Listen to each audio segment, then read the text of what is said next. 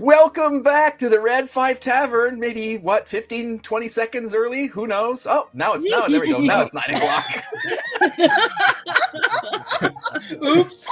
We did it. I need to have a seconds clock on my watch here up on my computer there.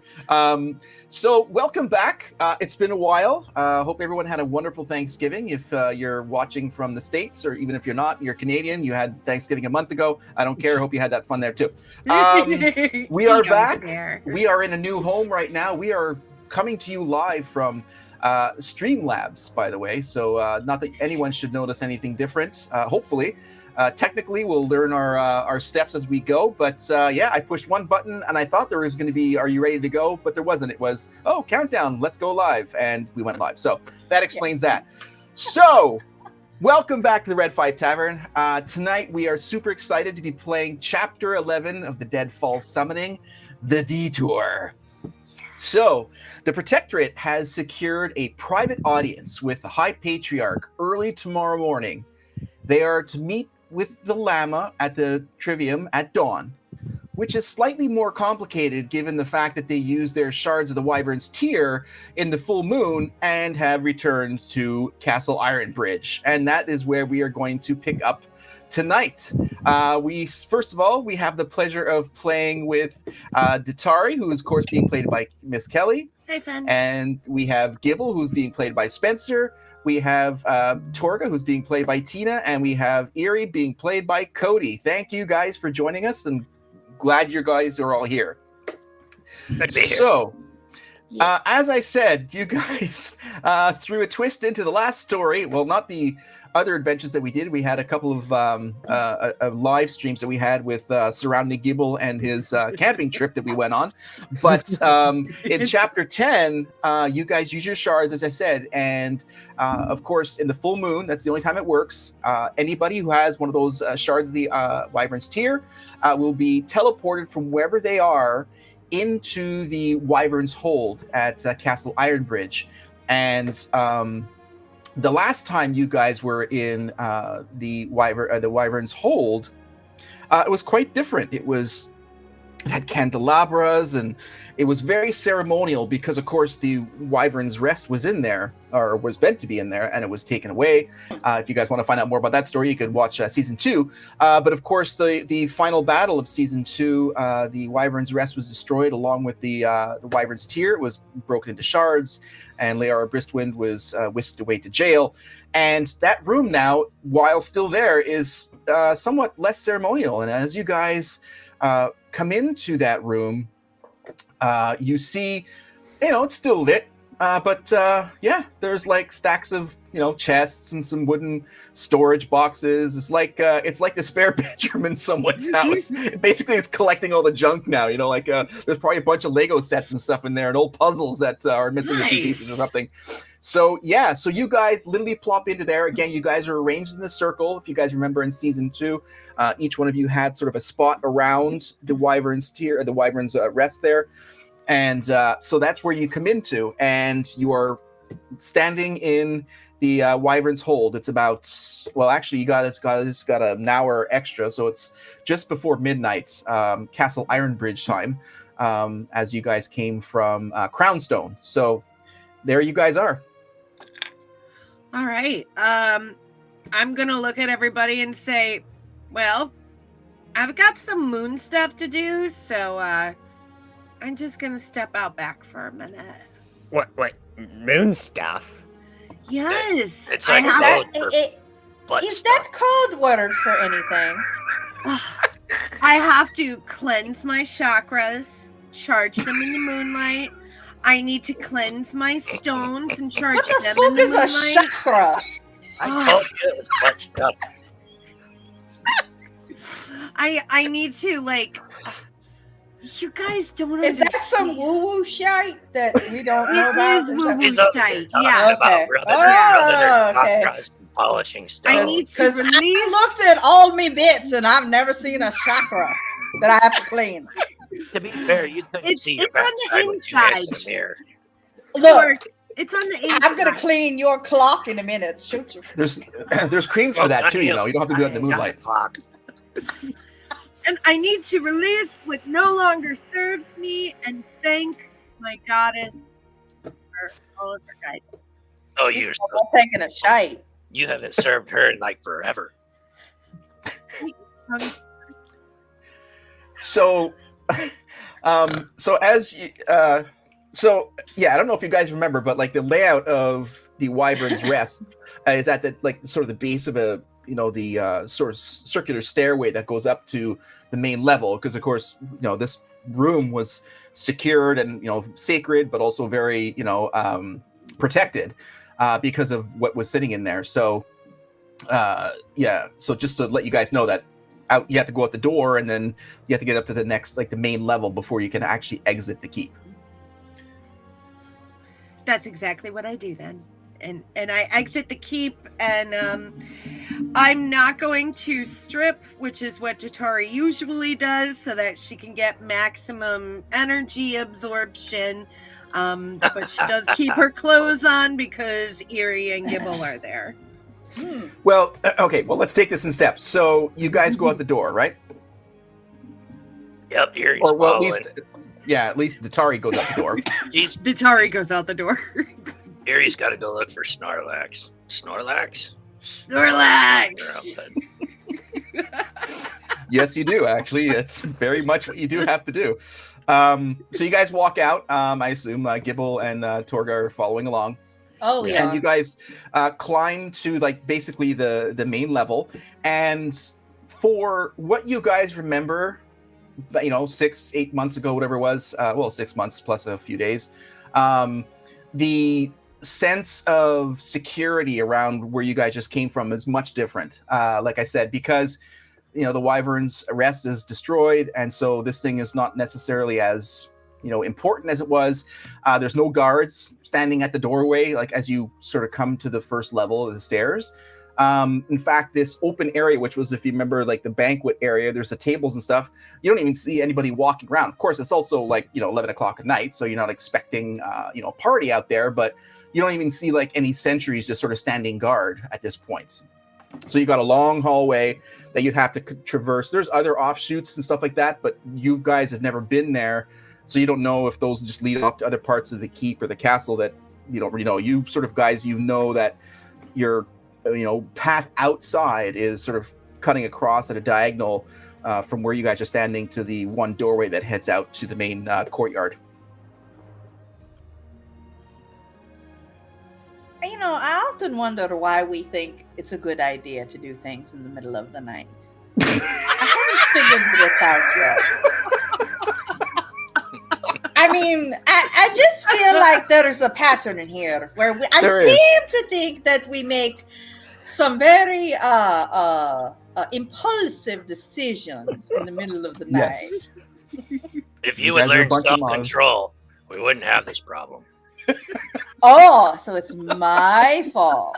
Yeah, if the shoe fits, lace that bitch up. Well, you should try lacing your pants up then. I can't Oh, do that. they don't fit. I like They the don't free fit. flow. Yes. It screws up the mojo when you're walking if it's laced up. Nope. Nobody wants to see your mojo. Can I you don't give even me a wanna see it. nod when like a half an hour has passed in story time? Sure. All right. Okay. Okay. She's gonna clean her chakra. Eerie needs his clock cleaned. Oh, I his hope belly she button. uses toilet paper. There's a new scrub brush being delivered by Ye Old Prime at in a half an hour. I think Eerie needs to clean his belly button while she cleans her chakra. We're not cleaning the belly button. Do you know how many valuable items I have found left in there? Oh, we know. Oh It's boy. like Shouldn't a there be utility. more guards around? I mean, does it feel a little unusually quiet, or is it just? Well, I mean, it's the middle of the night. Maybe they're sleeping, but I don't know. Yeah, we still need to find Snorlax and get the fuck out of here because I didn't think Oh. everybody would follow suit and grab the. Are we Shards. gonna go through the portal again? Yes. Yes, you do. Oh, don't throw Gibble out the window again. This time I'm gonna throw Eerie out the window. Put out the other one. So as you guys are talking, you see a couple of guards coming from that doorway that you would have to go to, like sort of holding their swords and shields, sort of thing. Like one of them has a torch and running. Who goes there? Your mom. My mom. Sorry, it's the protectorate. We took a detour and ended up back here. I didn't think his mom was part of the protectorate. That's weird. So the one guy says, "He goes, did you just say it was your mom? No, he just said it was the protectorate. Why the protectorate? Yeah, they can come back." So as you guys sort of as they're getting closer to you, they're like questioningly sort of understanding who you could be, but they can't really identify you. So they're sort of gingerly walking towards you, and they're like jawing back and forth with each other, realizing that they're probably in the most, death-defying, terrifying situation they had since joining the Royal Guard, and they're kind of panicking a little bit.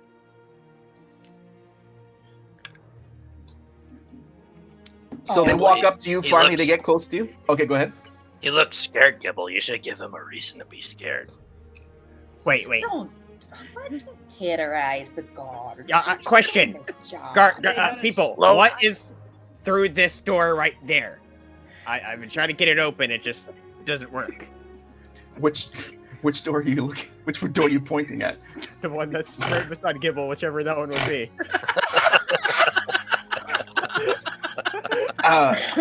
And so as they get closer to you, they realize that, from what they've heard, the protectorate and the general, grouping of the protectorate, they're sort of, okay, this makes sense. They're sort of near the Wyvern's hold. Protectorate, what?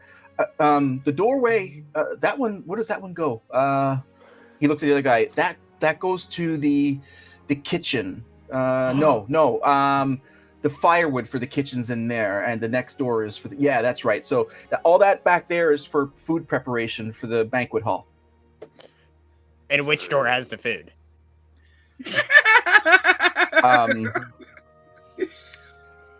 That one, and he looks over at the other guard. That one there. But what is your business? Why have you come back to Castle Ironbridge? What can we help you with? You know what?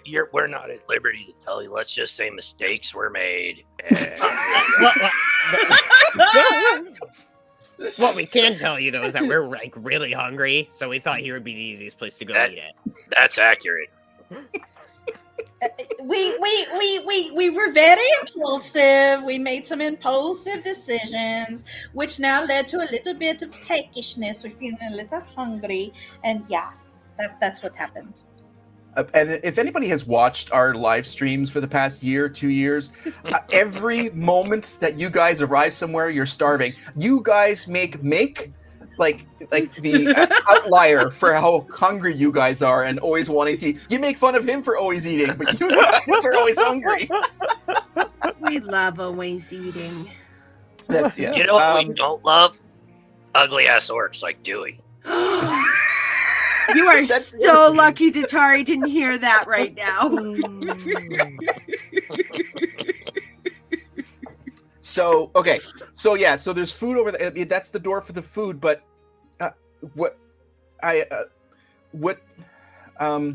okay, well, let us know. Don't worry. The kingdom is in safe hands. Really, it is. Trust me. That's why I'm not holding it. I'll let the captain of the watch know that you've arrived, and just so that we log your entry into the castle. No, we don't need to do that. We just need to get Snorlax involved. Well, yeah. Where's the Raven Evermore at? I mean, no, that's not his name. What's his name? Evermore?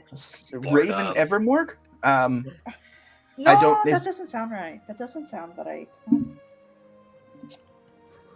Oh, Who's the old guy with the fancy robes? Do we need Real Evermore? nice Evermore. Do we need Evermore? Sir Evermore. So, Oh yes, Evermore. that one. That's the one. Snorlax. Snorlax. I'm not really even sure where that came from. It just kind of... It's Dr. Seuss. That's all I can say. Oh no, I was thinking of the lazy Pokemon. Thinking that he speaks for the. No, he speaks for the trees. No, yeah. that's not Snorlax. That's Sir That's Everborn is Lorax. Lorax.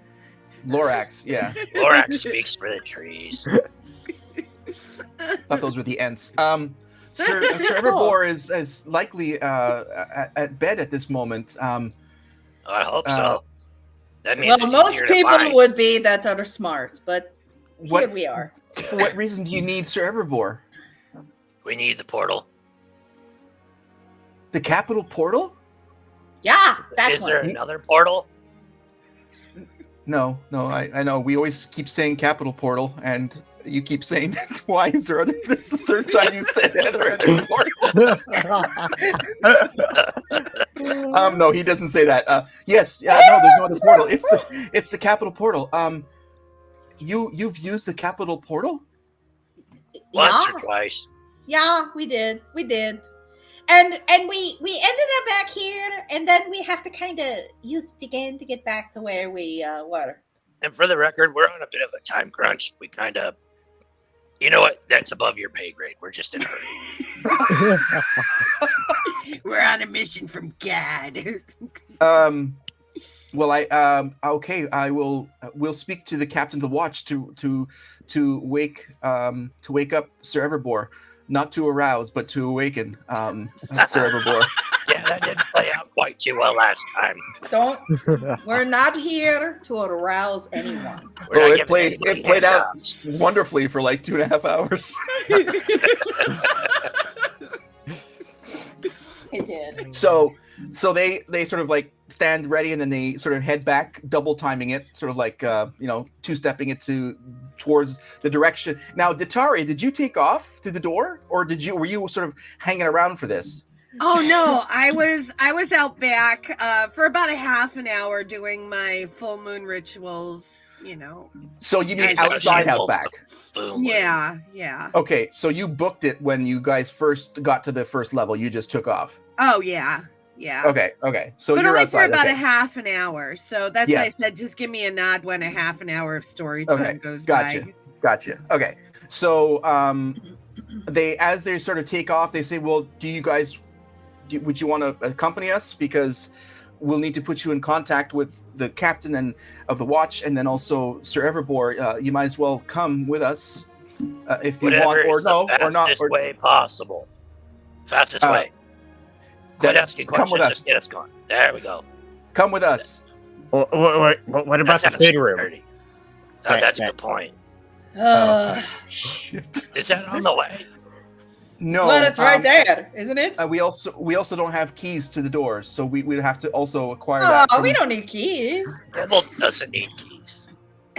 Oh, is he a thief?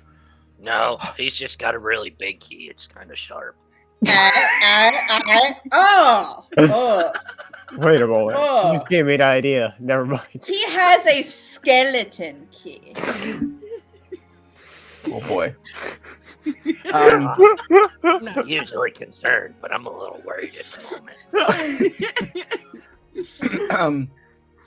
I don't know if destroying the kitchen door is a good idea this late at night or at any time, but I would encourage you to follow us, and perhaps by the time that we get everything settled for the portal, maybe we can have food brought somehow to you. Okay, Gibble, There is better that be. going to be all okay? Can you wait? I think you can Fine. wait. There I'll better be be I a have some charcuterie snacks in board. my pouch if you need something. Don't you have something in your pouch? You always have food somewhere. Turga's got like a little baggie of Cheerios. Yeah, it's like a little bag of puffs that you give, like, little toddlers. Here you go. Cheerios Yeah. and goldfish crackers. She's got a bunch of things shoved in her chakras somewhere. Yeah. Oh, I'm gonna have to find where my chakra is because it might need to be cleaned. I don't want to partake in it. It's not. You Isn't probably that want to permanently- watch. So you guys why not? follow the two guards, and you guys head out into the main courtyard over to the Royal Guard tent. Well, not tent, the building off to the right hand side. And Datara, you hear as you're meditating and doing your stuff, you hear sort of commotion and like a larger amount of people sort of not coming towards you, but going the opposite way. Your little corner that you're doing all your chakra stuff is on the other side, which is more protected and more private and stuff like that. Erie's gonna start singing, "The ants go marching one by one, hurrah, hurrah." Do I hear that now? Yes, you do. Damn it, Erie! Now I have to restart my meditation. I finally Yeah. got everything cleansed. I was just about to charge, and you interrupt. You have about 10 minutes marching before. One by one, then the young one pulls up on the young, marching down to the ground to get out of the rain. Boom, boom, boom. Torga's marching along with him. So you guys curve It's kinda off catchy, into the Royal Guard building, and you see a bunch of people just sort of standing around. You don't see Axor; it's just the captain of the watch of the night watch, and he looks up at the guards and what's going on, and then he looks at you all. Like everyone walks in, he goes, "The protectorate. To what do we owe this honor at this late hour?" These two doofuses tried to arrest us. They did not. What? No, they did. No. He's telling tales. He's telling Yep. tales. The, Don't listen to him. the real reason why we're here is because we all wanted something to eat. And here is the That's quickest not. place to come Oh, to. good God, no. That's not the. Oh, Jesus. Well, you were promised Oh. one square meal after you were arrested. Oh, for fuck's sake. And a phone call. And a phone call. Actually, it was more like a portal call. Right. Atari's like a vibe raven. was totally ruined by Erie, so now she misty steps into the room. Wow. And poof. And like the captain, like, one Hi. more of the protectorate. Okay, calm down, sir. Calm down, sir. We're on a mission, and we got a little detoured. And so we ended up back here, and now we must get back to where we were. Yes, and we Captain, need to they see need the portal. that port. Yeah, that we need that Yeah. again. Yes. We need to get Speedy on back to where we were. Yep. Yes. Clap those hands Yep. together. Let's get it going. We have Okay, a what's the very protocol important for- meeting with the llama at dawn. We need to get back now. And we need our midnight snack now. Yeah, Oh, let's go with God. So Kingdoms. the captain's sort of looking befuddled. He's like, so okay, we need to awaken Sir Everbore for the capital Yep. portal. We need the mages. Okay. This is a dire need. Sir Everbore doesn't like to be awakened from his rest once he's down for the evening. Did you We hear did it what I before. said? We have an important meeting with the llama at dawn. We are on a mission from God. What do you know Oh. about God, Demon Spawn? Dominique is my goddess. I know gods and goddesses and llamas. Not real llamas, Kibble. Damn. I love llamas. The furry ones. Okay, 4 legs. I Not will two. Not wait furry. here. I will go and wake Sir Everbore. Give me 5 minutes. Chop, chop. Do you want me to wake him? I'll wake him up. No, that's fine. I'll take care of it. It should be me. Thank you, in sir. the meantime, Thank you. while let the soldiers take care of anything you might need at the moment, while I go in and rouse There Sir it Everbore. is. He's gonna go and arouse him again. Soldier, go get him a sandwich. He's hungry. Sandwich. Go give him a hand So the job captain of while the he's watch trying to wake takes him off. So he And takes some off. pie. Some pie. Pie's good. There better Pie be is a good. pie-cooterie board around here somewhere. Oh, pie. So the It's- two guards that escorted you in and said, "I assume you want food at this point." Oh, we're course we want feeling a food. bit peckish. Yes, if you could help us, that'd be You know what great. assume means, right? It's gonna make an ass out of you and me. Well, I'm already there, so. He's already in ours. It's fine. Go ahead and yes, we appreciate the snack. Yes. Okay, so that both of them leave. Okay, we're gonna go to the cold storage and we'll get what we can to bring back. Stay here. We'll be right back. Erie's gonna start looking around the room. And no sausages! So help me God, you bring sausages, I will zap your ass. No sausages. Got it. Because they were going to bring sausages. You know they were going to bring sausages. Cured meat, that's all there is. The thing of it is Gibble, I love you, but I love a good sausage. I mean, everybody likes to serve a good sauce, a good juicy sausage. I guess I'm going to have to partake of that in my spare time. Cured, right, with the wrinkles and the whole bit. It's got the little sheath on it. It's extra wonderful. salty. Do you get to usually partake in those during work hours? I just said in my spare time. You said you're going to have to do it this time in your spare time. I said one time in my spare time. Are you Torgo putting means words in the my rest mouth? of the times are during work hours. I'm going. Maybe you need a sausage in your mouth. Torgo loves a sausage in her mouth. I love a good juicy one. It's great. Lips smacking good. Yes. You know who has a great sausage? Urethra.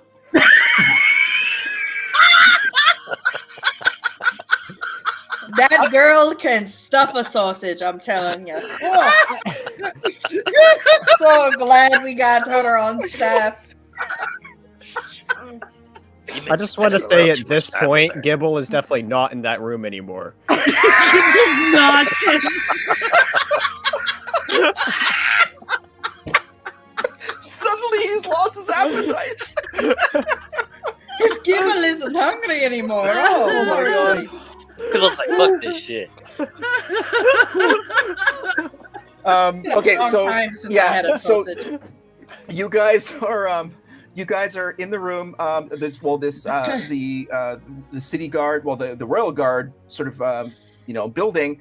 You're alone in there, so you have free ranges to poke around to see what's in there. Are there any chests in here? There are several chests. Yes. Erie's gonna start looking through one of them, whichever the biggest is. So you go to the biggest one, and it's a mimic, and it grabs onto your face. Can you roll 20? No, just kidding. In there. No, in there, in the biggest one, actually, it's spare studded leather sort of armor sets. So it's just storage for the city guard and the royal guard. Erie's gonna pick up one of the pieces. It's Torga's. Oh boy. You know what? Never mind. Just I'm waiting.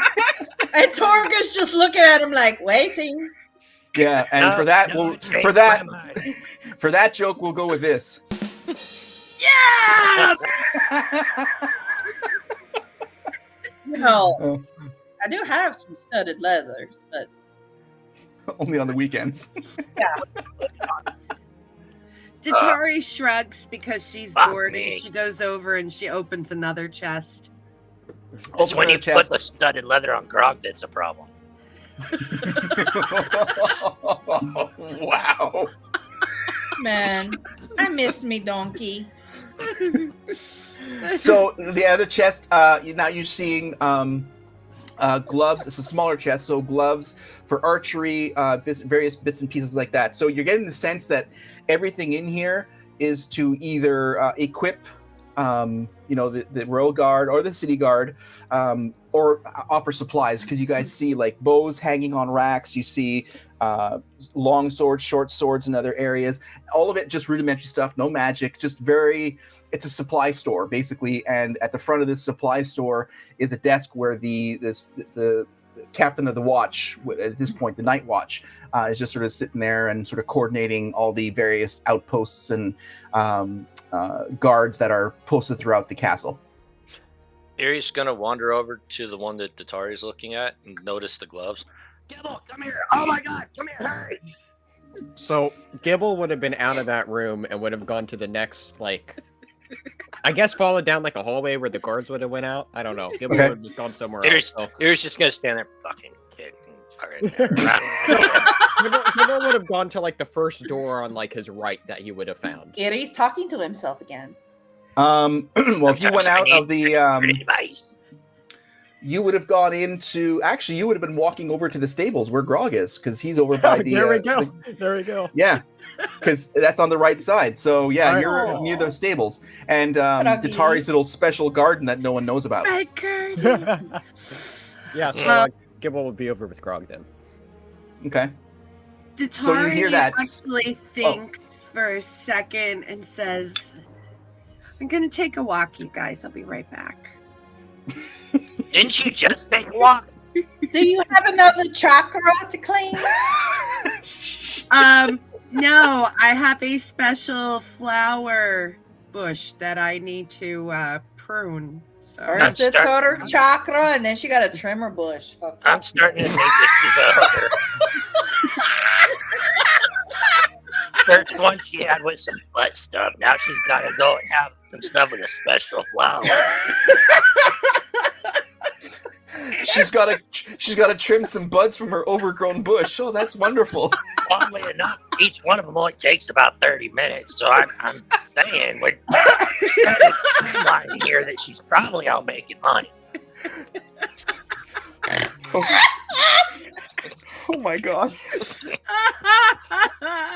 So you do that over by the stables in the garden.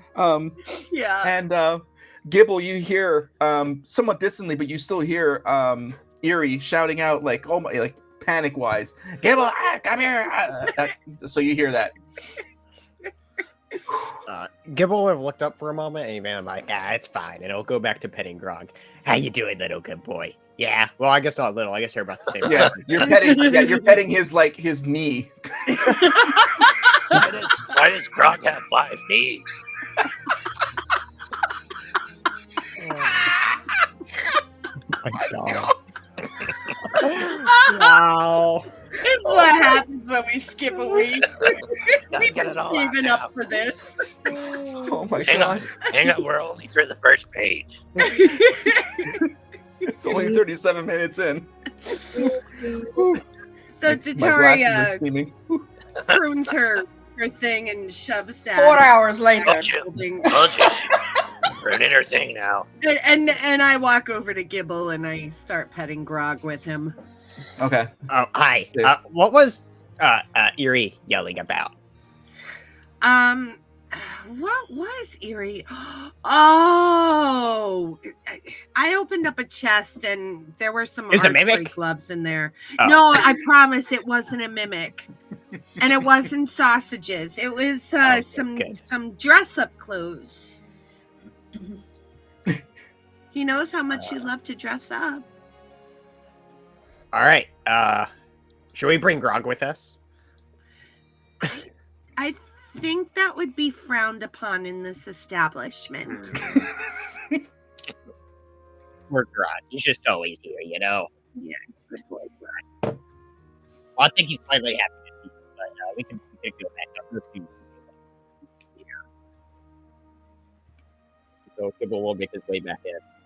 Okay, so as you guys are walking back towards the building, you see the 2 guards are returning they're both like carrying like baskets with them. Food, by the way. Oh. I'll take a basket, please.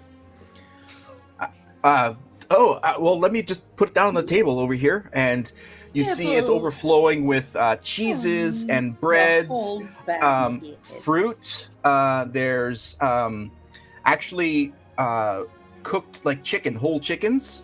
There's 2 of those. There's some beef that were in the cold. So they're not warm, but they're like, cold to the touch. They're like being, cured that way. There's even wine and a bit of meat that they brought along as well. Yeah. So Gibble is gonna take one of the whole chickens and just like grab it and then just like go right into it, just eating it. Then just... You didn't start at ours, did you? Not quite. Maybe not too far from it, but someone else is working the chakras.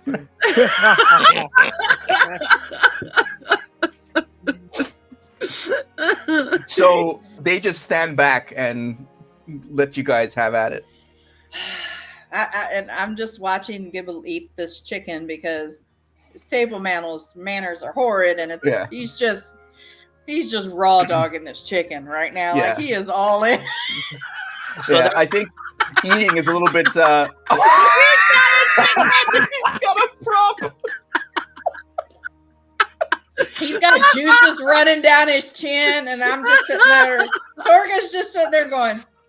She's thinking that she thought dwarves had awful table manners, Oh my god! just watching Gibble go down on his chicken. So they're back in the tent now, right? With Yes, us. everyone's back in the building. Yeah, it's more not a tent. It's more of like it's a building, but it's like it's all military stuff. So yeah, but you guys are all there. Yes. Erie's gonna reach into the chest and pull out a glove and walk over to Gibble. Smack him with it. You didn't smack Gibble, you smacked the chicken. Yeah, I was about to say, hold on. Where exactly did you smack Gibble here? I probably hit the chicken. You could probably get the part of your cheek. Chicken just goes flying off out the window. God damn it. Somebody's seeing a half-eaten chicken fly out a window and drop on the ground going, what the fuck is this? Okay. The groundskeeper's gonna wonder what happened tomorrow. That's a story for another day. Tatari takes a little bit of pipe weed and she's just standing back watching all of this, puffing out her pipe. That was my chicken. What the fuck, Erie? You know how long I waited for that chicken? Erie's gonna walk over and grab the other chicken. Too bad this one's mine.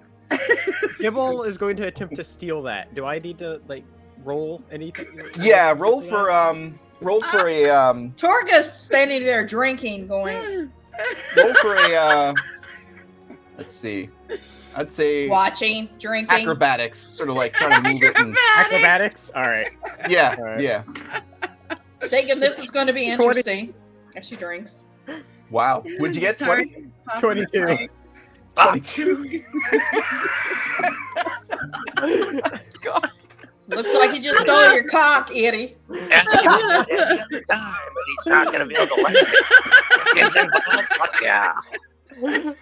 Sorry, You Chris. did with precision. Not even 30 minutes. That was No, not phenomenal. even 40 minutes in, and we're still fucking making. So as you guys, eloquently, acrobatically remove that chicken from the grasp of Erie, you land because, of course, you had to leap to get it because he's holding it and he's taller than you. Mm-hmm. You leap it, you drop down with it, and finally you've got this whole chicken once again, and you look up, and yes. Can I do a strength check to see if I can hold on to the chicken? As a counter move, Now they're gonna chicken No, wrestle. basically just wanting to hold Gibble in the chicken. yes, you can actually. Yes, well, let's try that. Do a strength check. Yeah. That's gonna be an 11. I didn't do great. Meanwhile, Torga is stuffing her pouch with like snack, like dry stuff. Some fruit. She's Now- a good. She's good at this. To be fair, you didn't expect such acrobatics from Gibble, so that's why you probably failed it. That high.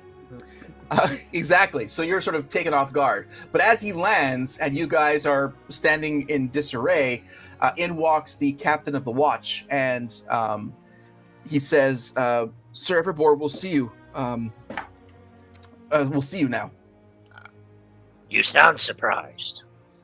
I do. I did not expect him to make this type of request this late.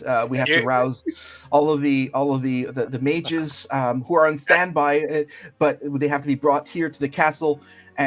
You have food. That's either a lot of naked chicks or a lot of hand jobs. Either way, I don't really care. And he's gonna walk by and be like, he was gonna see us, whether or not he's gonna help us or yell at us. It's gonna happen one way or the other. Are one of you missing half a chicken? By the way, it's outside. It hit Grist in the head. More like misplaced, not misplaced. Y'all are Um, so wasteful with food. Both of you. Why? Well, groundskeeper Willie will take care of that in the morning. Oh, God bless Willie. Oh, yes, Willie. He's from Crownstone. Yeah. Or Springfield. Like Exactly. I said, Torga's already like stuffed her pouch with some stuff, for later, because she knows she has a hungry crew. So he says, you can follow us, follow me to Sir Everbore, and we can bring the food baskets. If Oh, you have, good idea. Oh, yes, please bring the food basket. Yes, yeah. you too, bring the baskets. So he points to the two guards that brought the food, and they start stacking them up. Datari, do you have anything you can stuff in your, your bottomless wizard sleeve that you're carrying? Don't ask that. She charges extra. I take one of the baskets from the guard and I shove an entire basket of food into my bag of holding. Oh, I love this magical endless wizard sleeve you carry. You want me to take the other one too, or how many different levels? Two baskets. Yes, two baskets. My other hand, I grab the other basket and the guards are watching this basket's and they're like her. their eyes are like can't believe what they're seeing. Like the physical size of the bag of holding is not much more than just like a sort of leather purse. Yet she's shoving this like 2.5 feet deep wide, 4 foot long wide basket. It just like magically disappears like Mary Poppins here. And Torga looks at the guards and go, "That's magic." He's gonna pop his head back in the door. Just put the table in and let's go. I'm not putting the table in my bag. I don't need the fucking table. The table could be helpful. Do you charge extra for that? Why? Neither one of you know how to eat at once. You don't eat at the fucking table. You never eat at the table. You better use silverware. No. Have you ever turned a table into a tent? Wait. What? For what? We're not playing forts, Eerie. Why would you not need a fort made out of a table? Oh my gosh. Well, I mean, we did lose our camping gear, so that's one thing. I think what we need is to store a table into that bag. So anytime we're out adventuring and we decide we want to have a nice meal, we can just lay out would the you table. like me to put the castle fucking china in there too, so you can eat off it? If it's available. Wait, I don't use that, but like for the table, I mean, you want to put the fucking golden goblets in there too, along with the fucking forks? You never know when we're gonna have company and eat something nice. Oh, Jesus Christ. Datari is just about to put away her pipe, and she takes one long pull off of it and blows it in Eerie's face, hoping to calm him down. So we got the table, but there's no like step stool for Gibble. So I mean, we still need to find one of those. You like that? Okay, so as you put the food into the bag, the captain realizes that that's great. That fits in your bag. You two go back to your post. The rest of you follow me for Sir Everbore. Erie's gonna follow the first two. Told me to go back to my post. I don't deserve to go back to my post. Well, you're all heading into the same building at this point, which is helpful. Now, when you put the basket of food like in the bag of holding, I never thought about this. Is like do all these things just tumble out of the basket? Ooh. Because why is the basket empty? You rumble around and picking things out. I liken this to the real world expression outside of Dungeons and Dragons as eat a bag of dicks. Is the bag of dicks like bread, like straight up and down and very orderly, or is it a bag of tumbled dicks? Like, what is it? Is it tumbled, or is it like anyway, outside of Dungeons and Dragons? Excuse me. Okay, now I'm back in character. Thank you. Yeah. So the way that the bag of my bag of holding is neat and organized, like a work bag would be. She's got a file room in that bag. Yeah, she's got a bunch of Excel sheets. Believe me. the traditional way that the bag of holding worked was that if you put an item inside of it, let's say you put your warhammer, you would open your bag and call the warhammer out of your bag, so that would appear. So you name the item that you want to retrieve from the bag of holding, and it comes out. So Awesome. But you've got a basket of food, which is kind of random. So I would call the food. Yes, Cheese. you can say, yes. Or she Bring could all. say 3 I foot call- long salty sausage and it'll pop right out. No, I told them no sausages. None. Sorry. Torget's missing her sausage. Anyway. So go ahead. so in this case, you'd have to. It was 3 I would feet long. Holy shit. It's Italian. So I would say at this point is that the wicker baskets are useless unless you want to keep them. You would say, I call forth the food in my bag, and it would bring out all the edible food, just by the just for conversation's sake. But anyways, Crap, my pipeweed got in the cheese. No, it didn't. Let's give me some Ooh. Hey, good cheese. Siri. You You invented want some new cheese, some green cheese, not blue cheese. That sounds like an infused cheese to me. It's space cheese. So Better you guys than told ya. follow. Everyone except Erie. You guys follow the captain of the watch into the main keep. The 2 guards sort of head off more towards where you guys came from, and the captain veers off to the right, heading over into the sort of the bedroom area of the or like the suites of the keep. So Erie, you see that like you're following the guards, and they're heading a different direction. Erie's gonna turn around but follow a little ways behind everybody. Okay, cool. So you guys go up the stairs, and they stop at a certain door. Now you guys recognize this because, of course, you guys also decided to take the capital portals late at night. The first go around, so this is not an unusual step for you guys. And so he knocks on the door. Sir Everboard, the protectorate are here, and then he goes, "Show them in." And so he opens the door, and he's slightly better dressed than last time, because he's had a few minutes to prepare. And well, don't you all make just a regular time of coming at all hours of the night to use the capital portal.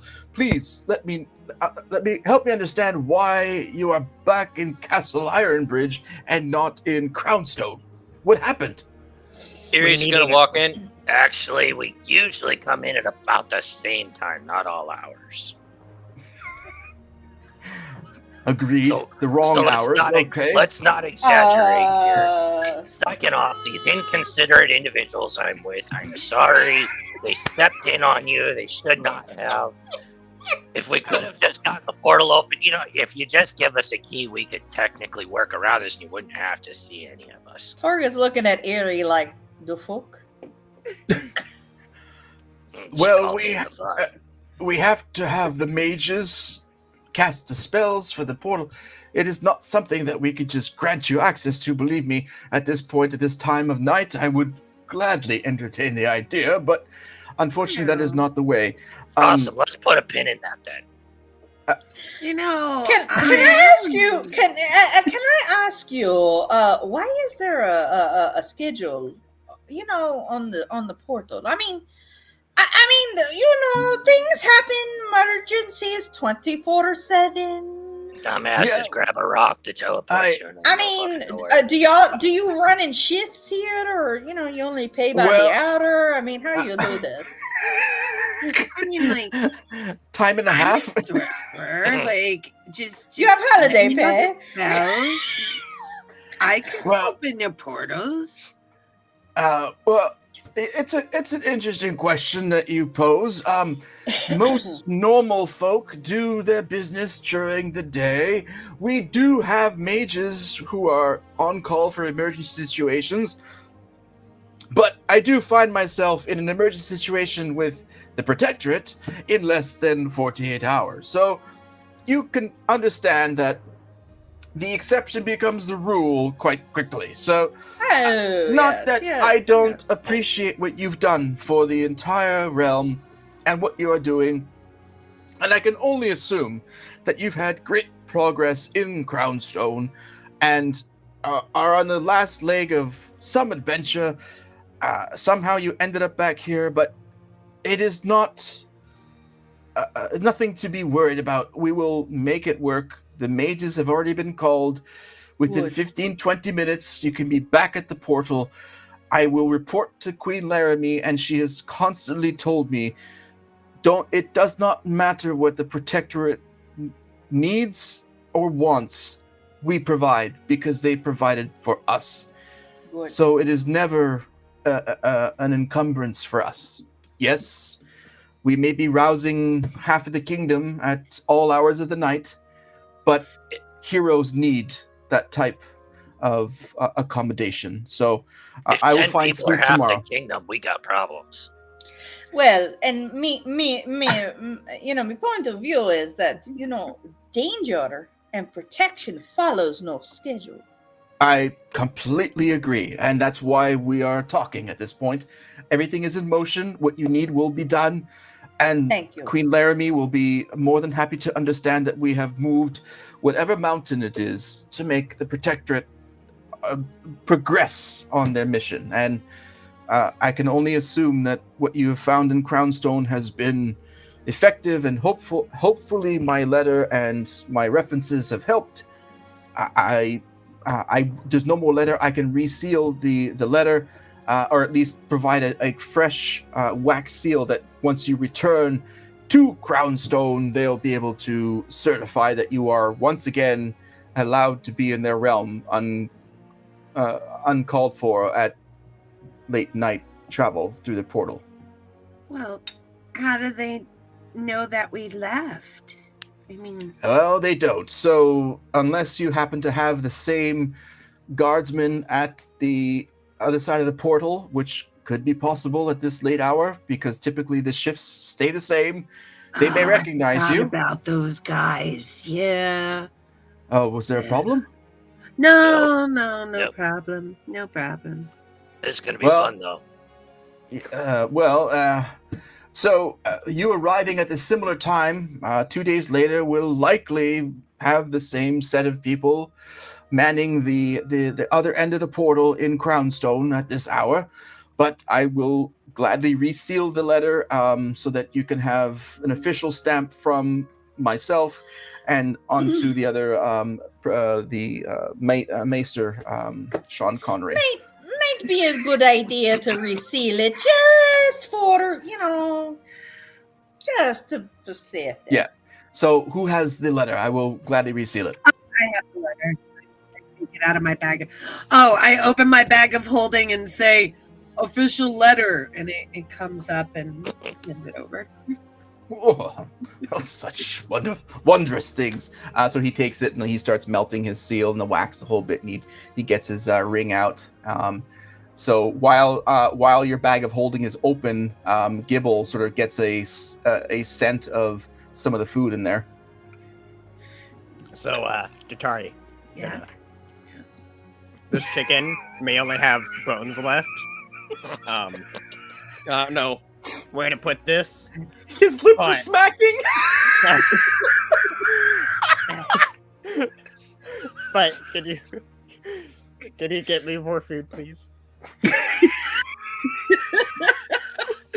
Oh, I open up poor my bag. Gibble. He's What am I wasting saying? away to nothing. Greasy chicken, and the chicken pops up, and then I grab it with a hand and just a Gibble. And Gibble's Torga confused, looks at like- Datari and says, "Can you call me a wedge of cheese?" 'Cause, Oh yeah, what kind I of can cheese? do it. I can do it. You're a wedge of cheese. Hey, You call me a wedge of cheese. I'm Wait, gonna wait, open wait. up my bag. Wait a and say, second. Wait a second.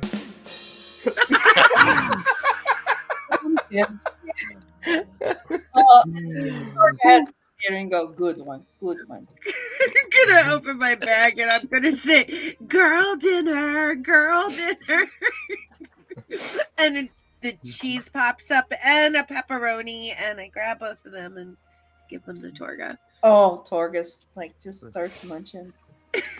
And she looks at Ian and says, "I'm not sharing shite with you." Fuck you.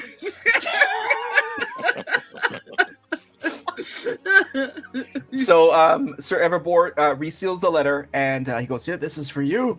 Well, I see you're already eating. That's typical. We should head over to the portal in a few minutes. The mages should be there, and they should be ready to incant the spell for you to go through the portal. And I heard there was some some difficulties the last time there was an attempt through the portal. Simple miscommunication, that's all. Okay. Yes, we're still working on. You know, I don't think Windows in the portal room is very safe. Just saying. You need to use DOS.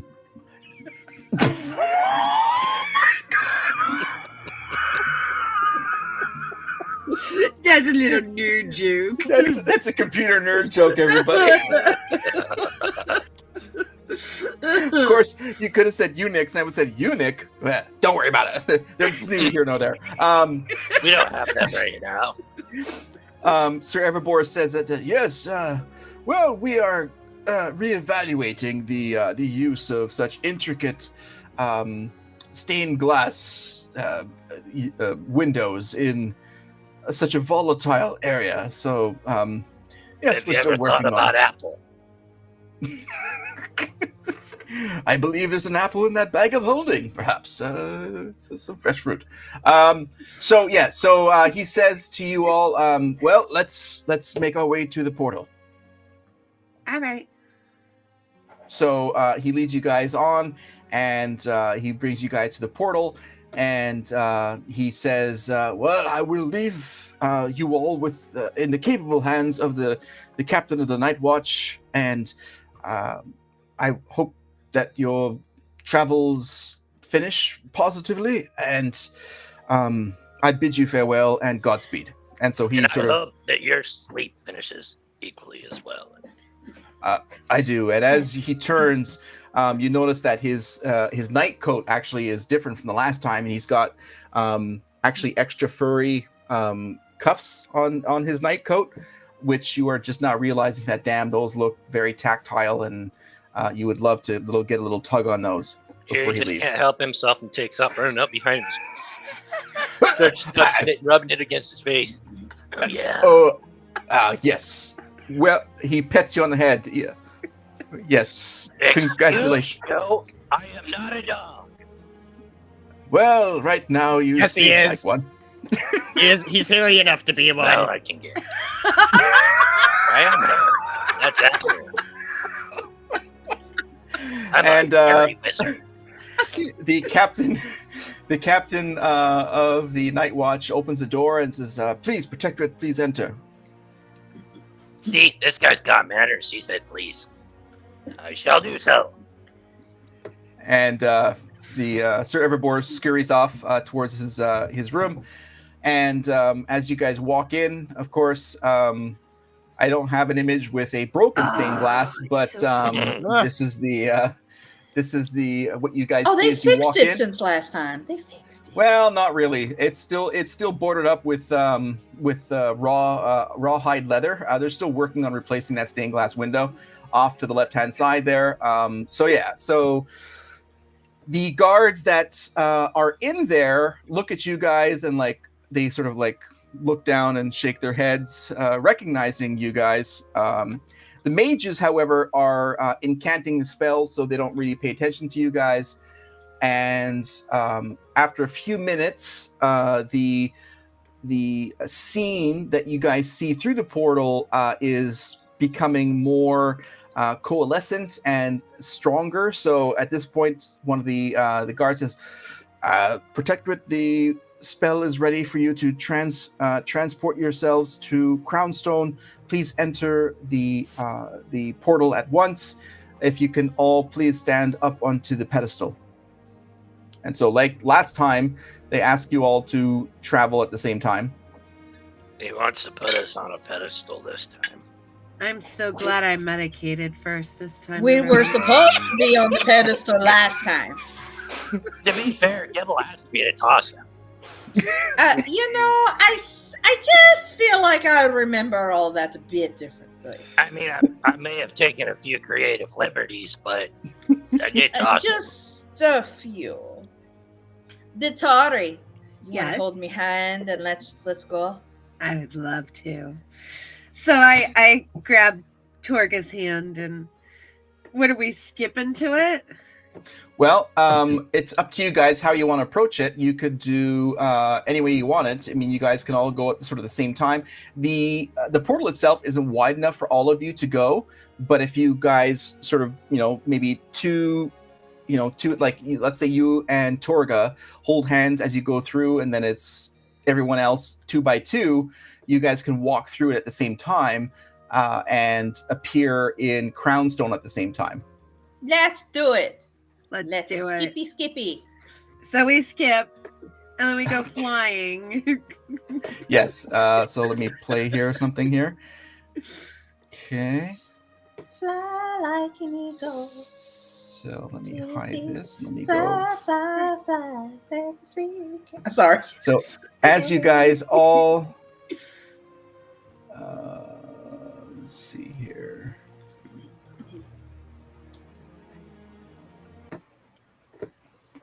So as you guys all walk through the portal, it's uploading here, and you guys feel this sense of movement and stretching. You guys are, at this point, stretched through, and you guys pop out into the main hall of the at Crownstone. I land on top of Torga. Oh! I had deja vu, like this happened. Our mouths touching each other.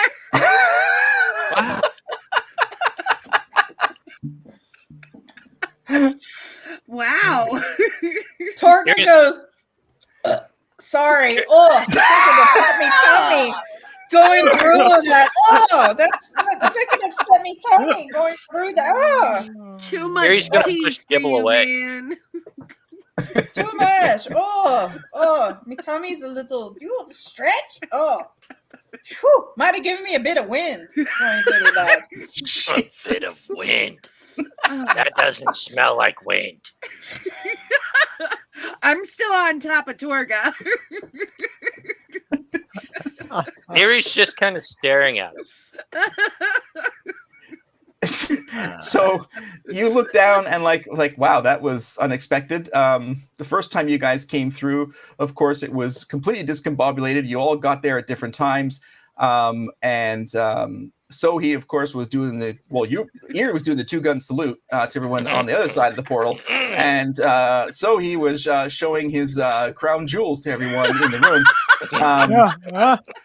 So as you guys realize, as you are standing in this room again, much more presentable than the last time, you do notice that the guards that are on duty are the exact same ones from last time. Duty.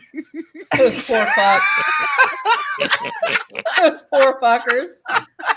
See this shit again.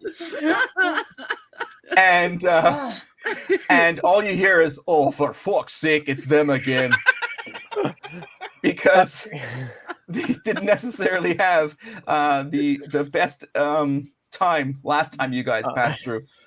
Gary's What gonna the look at him and go, again, I don't know who the fuck you are. Well, we know who the fuck you are, and you caused a lot of shite last time. So move along, get to the fucking Meister, and get your fucking letter looked at. Wait. So as soon as Gibble would have stepped through the portal and all that, he was going to chuck what's left of his chicken through the portal behind him.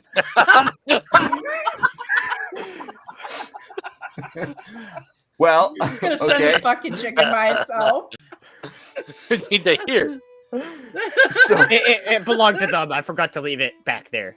Here's the chicken going by itself. And so, if you remember last time, there are no mages on this side, so the portal actually isn't open back okay. to Castle Ironbridge. So your chicken bits fly through the stone and land on the ground inside the stone. And all you hear is one of the, oh, great, another fucking mess for us to clean up after you bastards from fucking Castle Ironbridge. When's the last one of you fuckers gonna come through this fucking stone? Be careful, Grist is still coming through. I hope the spell dies halfway through and cuts him off in half. Well, that was How dare you? day. I get Wow. off Torga at that, and I And Targa's like, thank God she's off me tummy. I thought I was going to shite my pants. It's been a little, That would have been a a whole little mess pressure straight up. down there today. I think that cheese might have been a little right. Oh my god. Oh my god. I just go up to Sean Connery and look him in the eyes and make my eyes turn red for what he said about Grist. No offense meant, milady. Well, I'm sorry. My tail's flicking angrily. Can you roll intimidation? Oh yeah. I would love to.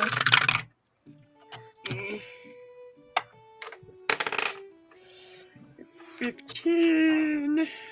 Okay, so whatever I you'd don't like know him my to do. modifiers.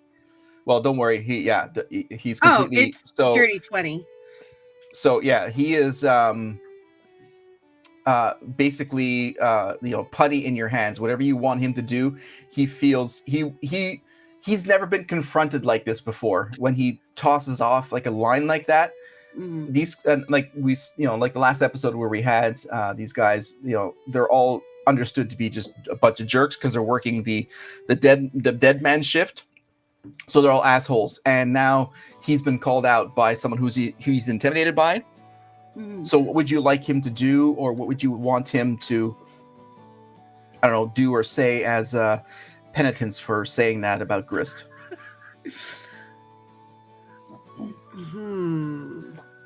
Make him kiss Grist when he comes through. Make him kiss Grist when he comes through. Yeah. Erie's right. The dwarf is right. I want you to kiss Grist when he comes through. I was thinking about making him press his naked arse cheeks to the window. But I guess I'm a little immature. Sorry. And I want you to go pick up Gibble's chicken. Ooh. Whoa, why are we talking about Gibble's chicken?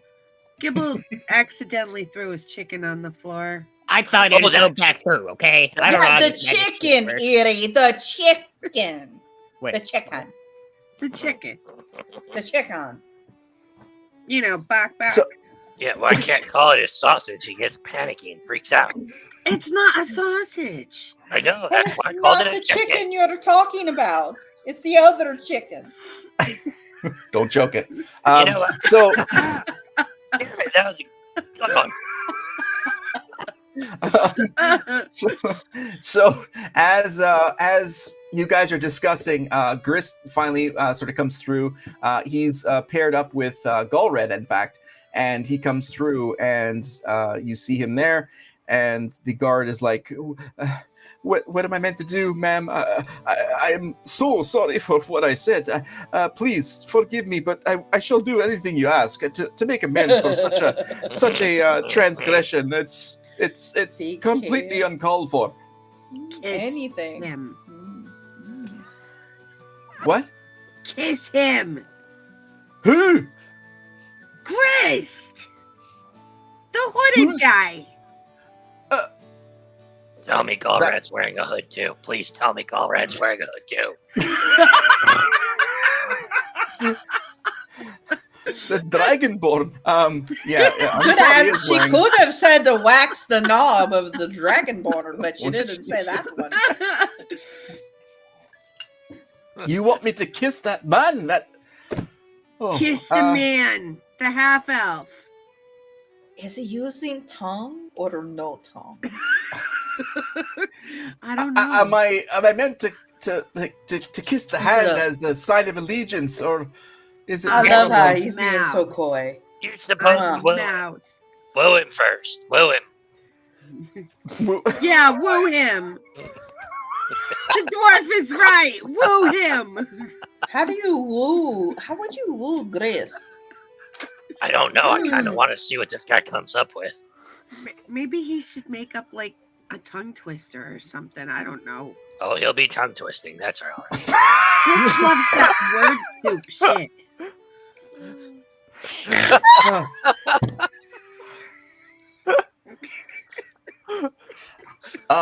So he climbs, like he goes up to the 2 steps of the pedestal where the stone is, and Sir Gris,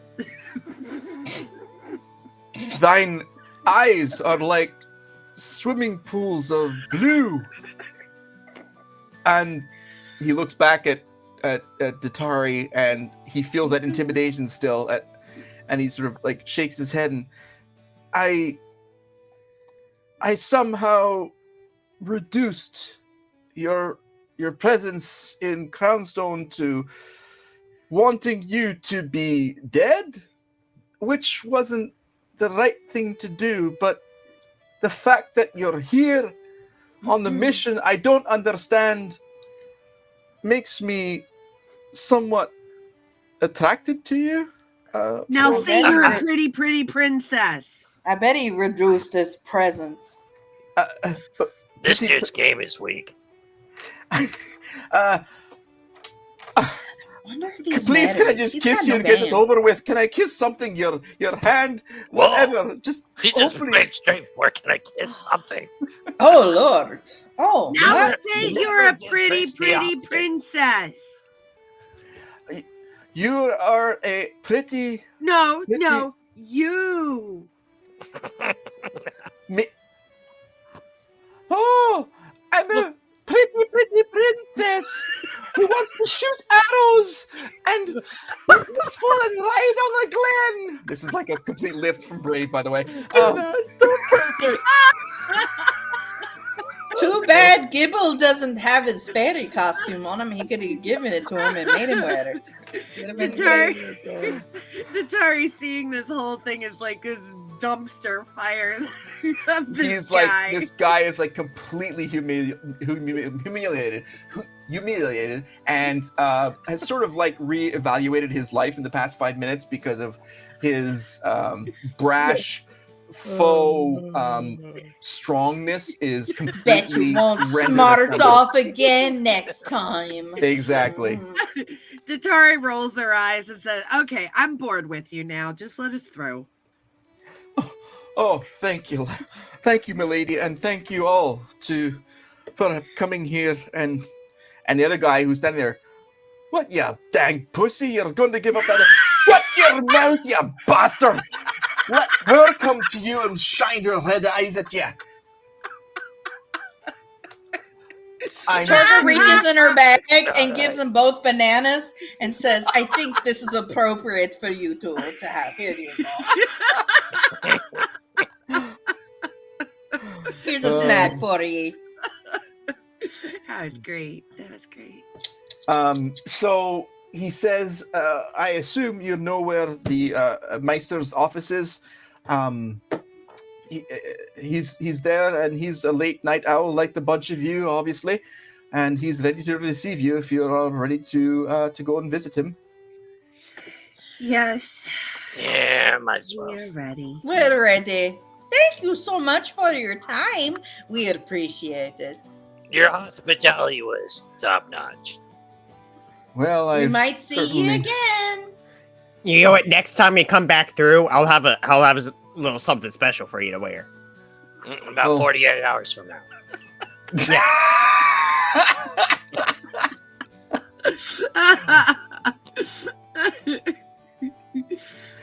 So, yeah, so you guys head down like sort of the hallway, and you walk down and you walk into let me see here, what's his name? I forget his name. I know it's Sean Connery, but that's just my notes. Was it Broomhilda? No, it's not Broomhilda. Oh. It's he's got a specific name I wrote for him. Let's see here. Yeah, I don't have that name Notes. either. Is it Charles Barkley? Grand Maester. No. That's all I know. No, this is a And Mr. Maester. Gerald. Gerald. No, Gerald, that's the king. Gerald is the king. Gerald We of just had Riviera. him as Grand Meister.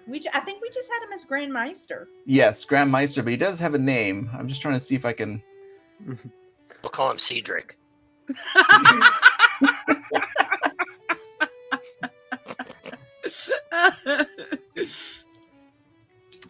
What the hell is his name? Oh, here you go. Here we go.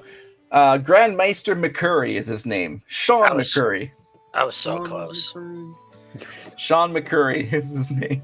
Hello. So you guys walk down to his office, and as you guys walk to his office, you see candlelight sort of coming from like the edges of the door, clearly indicating that like the last time he was not asleep anyways. He's a night owl like you, so he's definitely awake. Mood lighting. Yep. Erie's gonna walk up, knock on the door, and just open it. What's going on, Sean? Oh, why am I not fucking surprised to see the bunch of you lads at this point at 11 o'clock at night? And by the way, he's also got like a little glass of whiskey he's drinking, and he's got his feet up on his desk. You, sir, are gentleman and a scholar. Brilliant to boot. So you wouldn't I have to have agree. any, whiskey, would you, that you'd be willing to share?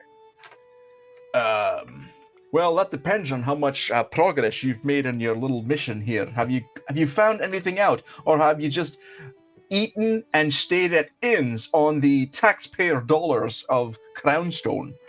We can't Wait, tell you. Your people We pay can't- taxes? Well, some of them do, not me. Then We what do you can't tell- care? We can't tell you anything. It will put you in danger. Actually, that's a good point. So, we've got this whole entire thing set up. If you'd like What? me to explain it, I'm more than happy. I'll probably get most of it wrong, but it's okay. I look over at Erie and say, did we already tell him what we were here for? I I'm pretty think sure we did the first time, which is Ah, why he crap. approved our seal. Well, I approve your letter, but We have I a don't seal. know what you're doing here, but Okay, good. Okay, don't tell him. We Don't can't say tell you. anything. The llama told us that if we tell you, you'll be in danger. You know how scary talking llamas are. Mm, wow, you've got an audience with the llama. mm. Yes, yes. Yeah, And we Where- have to meet him at dawn, which is why we're here. yeah, pretty Actually, much. that's not why we're here. We're here because mistakes were made. That We're I'm not here surprised the about. second time because mistakes were made. But anyway, our final He goal is doesn't to need meet to him know at dawn. that, you guys. Hush. Well, it's above his pay grade. I'm just trying to give him a gist. Above my pay grade, I'm the fucking meister of this fucking place. It's not Erie. above my pay grade. Let me ask the you a fuck up. question. Hang on. How were hang the on. guards? How were the guards at the portal? Were they a bit better this time or not? They were well, great. You know, they were definitely entertaining this go round, Don't worry, I had them wrapped around my finger. which is Hmm. kind of disgusting when you think about it. Well, since you have an audience with the llama, that is quite progress. And so he gets up and he pulls like some glasses off one of his shelves, and he opens a shelf door, slides it off, and takes out this very ornate decanter, and he pulls out, he goes, "So, who would like a little pour of some very fine whiskey?"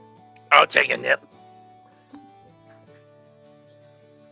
Gibble's gonna take a glass and be like, all the way to I'll the take top. some. To the top. All the way up. Ah, Sure, why not? Just a little bit, though. Yeah, Gibble is seasoned drinker. Not. Yes. But anyways, go ahead and So- give it to him to the top. So it'll For the fall out in whole lot 5 of you, he minutes. pulls out little shots and stuff, and you guys all get your whiskey, and Hmm. please sit down and enjoy. So let me understand this. You came here a night ago, a little bit more, 2. and you 40 ended years. up. You had to come back through the portal, right? Correct. We did. Yes. Not that I'm very curious about how that happened, but I will say that the entire town of Crownstone is very, very abuzz about what you're doing here, and it's certainly awoken a flavor of Ice all the cream? town. Oh. No, not at all. There's no such thing as ice cream in Dungeons and Dragons. But I don't know. I've heard you scream before. Frozen donkey milk. there you go. That's what I thought meant, Grog was the obviously. boy. Cold room dairy is what we call it. The locals have banded together Money to was.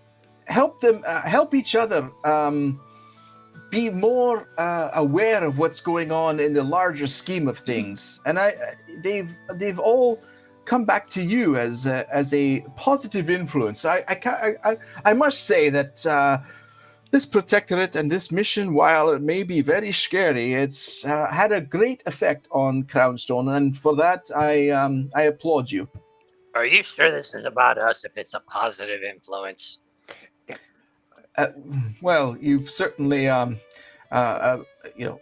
increased the coffers of local food, inns, and drink establishments. They certainly like that.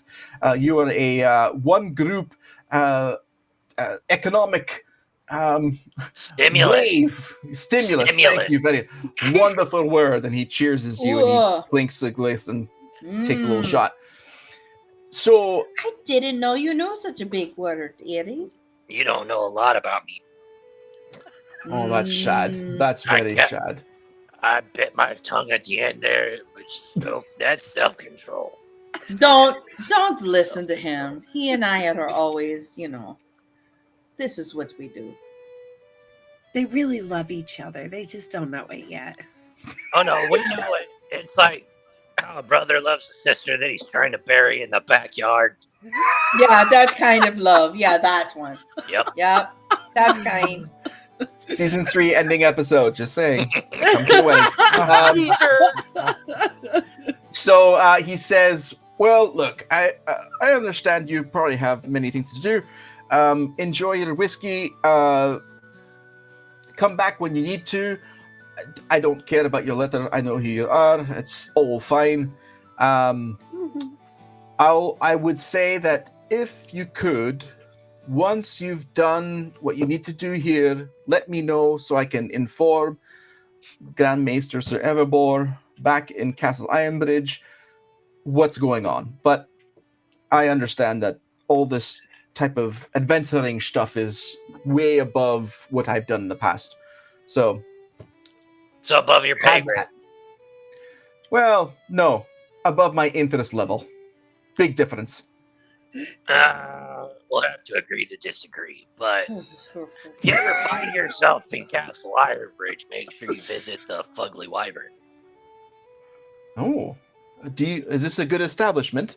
Oh, it's The fantastic! The best one. At least half notch.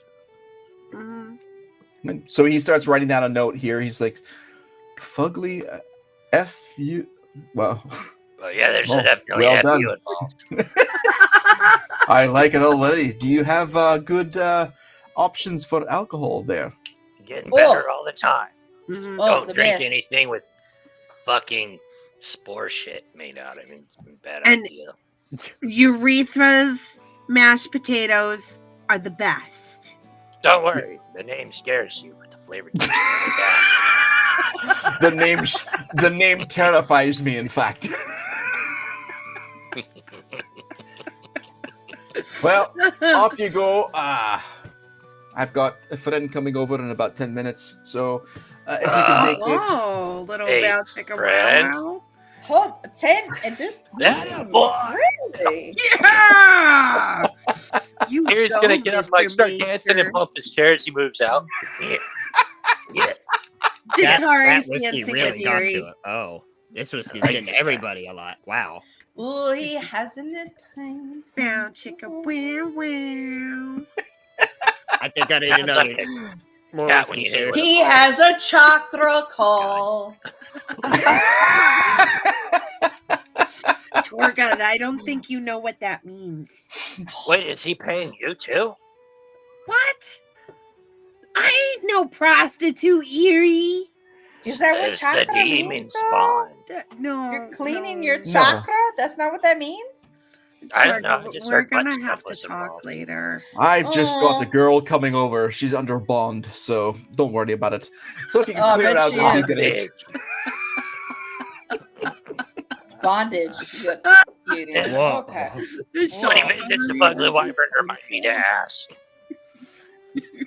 I shall show up at the Fugly Wyvern.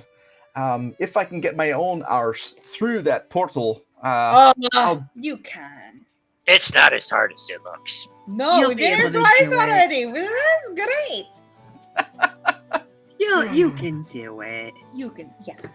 You can't well, do it. let's Oh, let's get no. through this little kerfuffle here, and we'll see about visiting then. But Godspeed to you all, and I hope that your adventures are healthy and successful.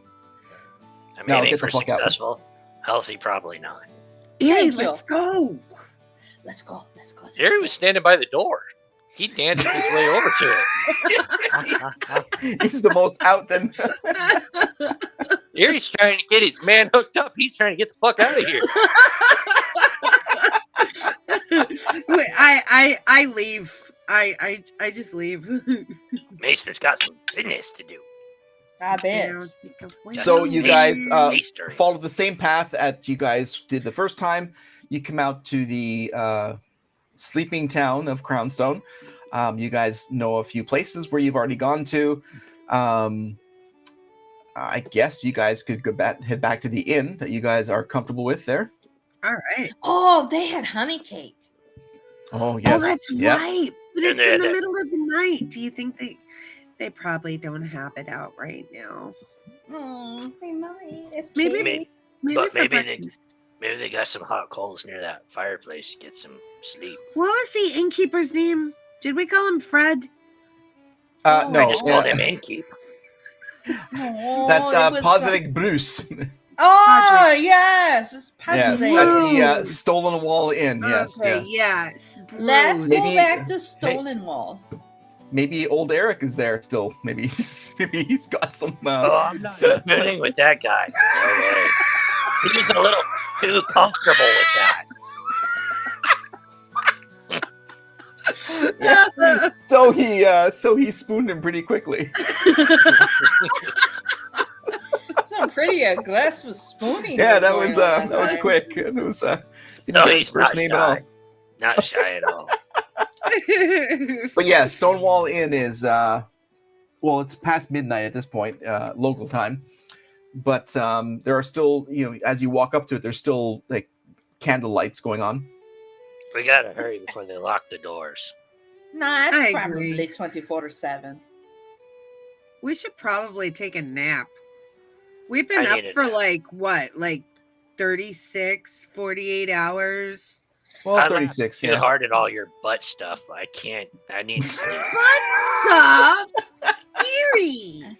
I'm good after a good nap. A good nap. I give Eerie a rat tail, only with my tail, so it stings and leaves a welt. Wow. You know, that's the best hit you've done thus far. Thanks. It's not saying much. Oh, shut up, Eerie. Yeah, I'm trying to be nice, but it's not working. So you guys walk into the Stolen Wall Inn, and lo and behold, innkeeper Bruce is there. Oh, you're back! We're What? back, Bruce. We are. Ow, I'm just about to close up. Are you staying for the night? Yes, Yes. please. We Uh, are. I'll take my normal bed over by the fireplace. Por favor. Old Eric is there. Are you looking for a? Yep. Right. Yep. Eric can fuck off. Well, he's sitting in his own chair, and you can. I'm just gonna Not- go sit up against the fireplace. I'm fine. I don't need fucking Eric over here. All right. The rest of you need rooms. Yes. Yes. Please. Yes. Torgy Yes, and I I- are going to share a room like we have been doing. We did. Hmm. We did. Gibble, do you want the outhouse? No. What? No, I'd like a nice bed, please. Thank you very Oh. much. You. Erie's Oh. gonna go over by the fireplace, pull out his axe, and just snuggle up with it and lean up against the fireplace and doze off. And you see old Eric is sitting there, and he's got like a jug of something, and he's just got it sort of resting on his chest, and he's like, Probably dreaming of Sohi. yeah. Yes. He's missed him since the last time. And he'd say it's probably nightmares. So, Master Gibble, you'd like a room tonight? Uh-huh. Wow, Gibbo. Well, okay. What? It's I have challenging. an idea. Oh, Um, please provide an idea. Bruce, do you have a couple of pillows? I'll do better. I've got one mattress and 3 pillows in spare. We could put that on the floor in our room. Gibble, you want to sleep in the room with I us? need the big blanket too. We can get you a We blanket. Can find you Uh, a blanket, All Gibble. right, that's fine. Yes, a Okay. disposable That'll be blanket that fine. will burn in the morning. Yes, That's good. That's good. Okay. yes. Let's You just say Better that I not had fodder to. tonight, Gibble. No farting when we're No in the room farting, together. Yeah. The Gibbs, I outhouse- want you to use the outhouse first. Oh dear lord. The outhouse suffered great damage last time you came through. But it's okay. Well, yeah, I just prefer you not to destroy a room. But yes, please, you go first. I don't think I need to go. Thank you. Ah. What room are we staying in? Oh. Gibble, can you try? Just try. I bet you have to take a Try. wee. I do. I bet you have to. I assure you, I don't need to. Just I'm feeling quite sleepy, and I'd like to go get some sleep. But you ate all that chicken, man. I'll Oh, be that's true. fine. Oh my god. Chicken shits. I swear to Christ, if you shake your pants in the middle of the night. Oh my god. He ate the chicken. Oh. Chicken wing. He ate way too much chicken for supper. Chicken everything.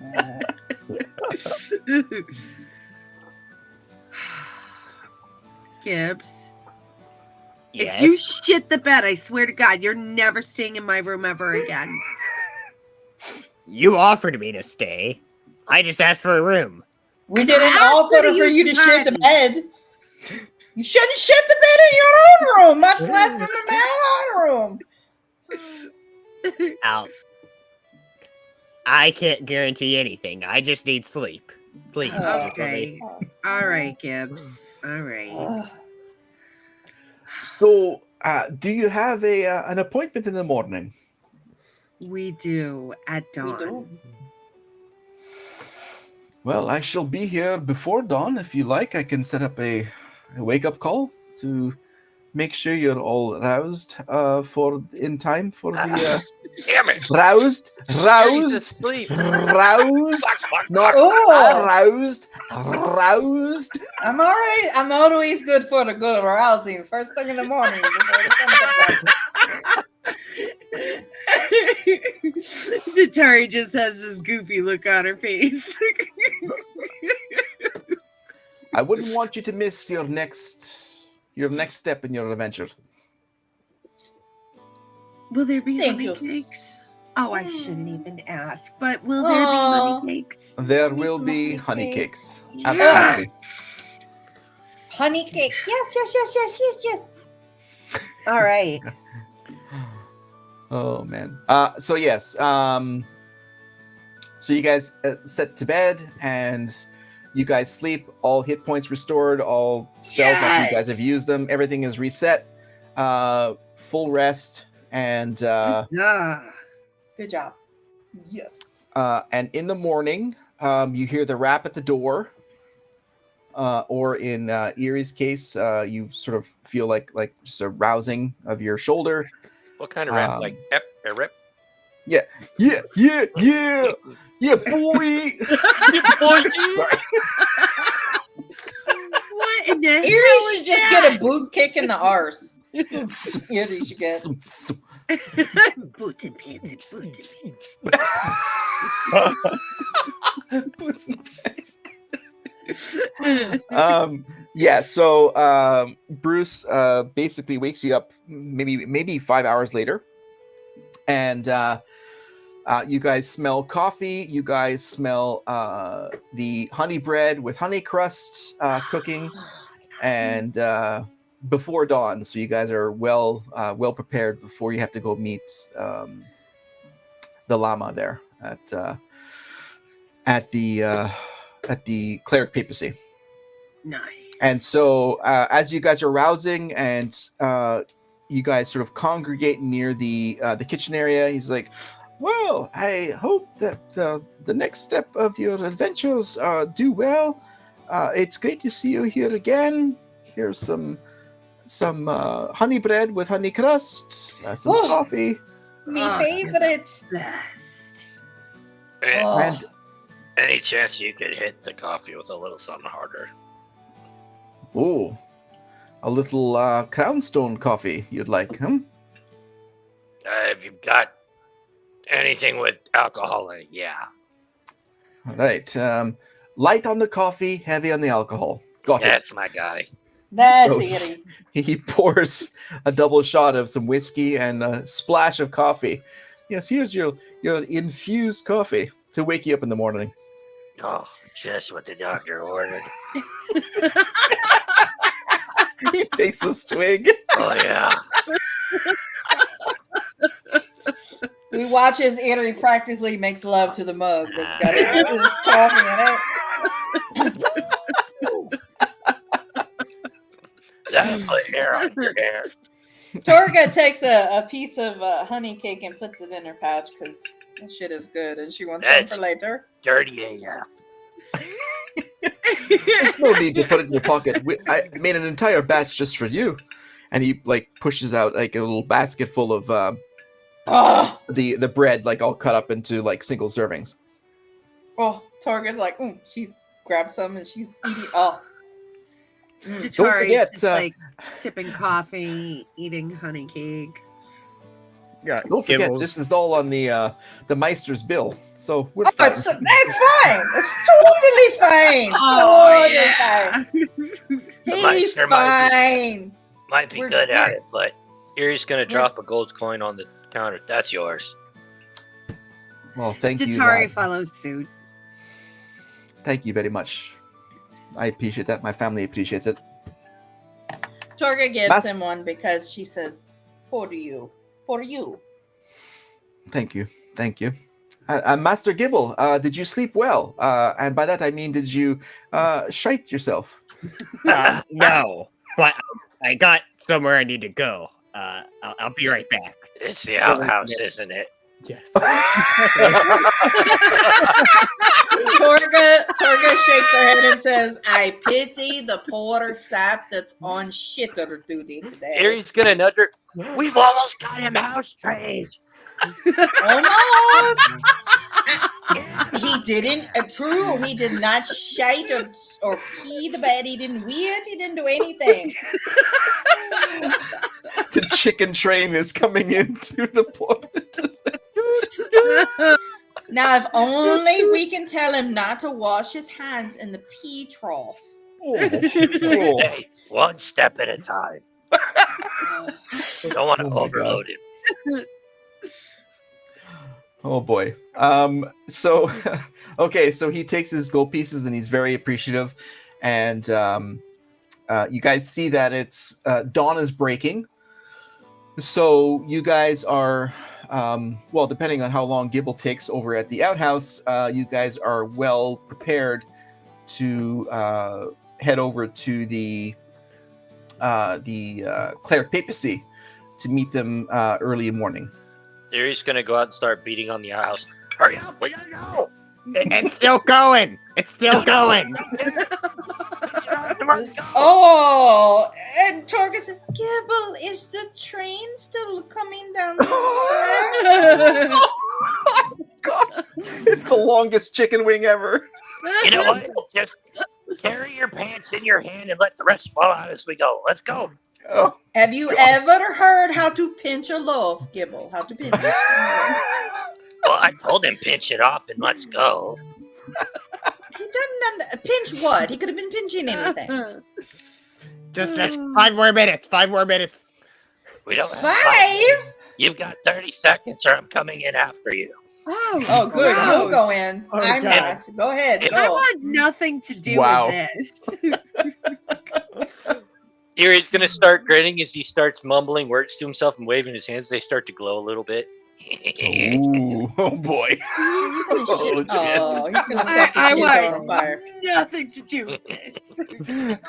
Cook the chicken shit. That's not what I want. Start Gibble kind of like letting out this scream of like as he's trying to like get out, get out, get out, get out.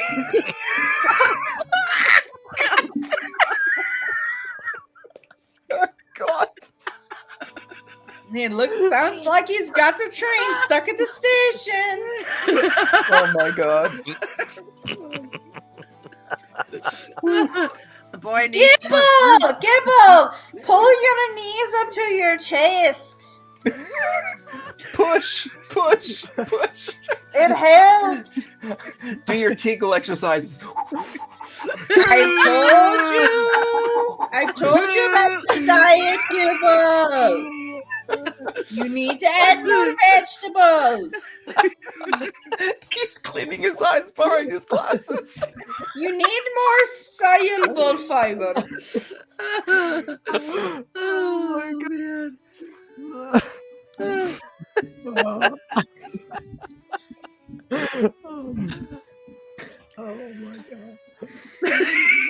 So What a let's Gibble. assume that Gibble is done destroying yet another outhouse. And you guys, he cleans up to the degree that you expect him to. And you guys head over to the, Not much. which is 0. While Sorry. Anyway, oh shit, it begins in a minute.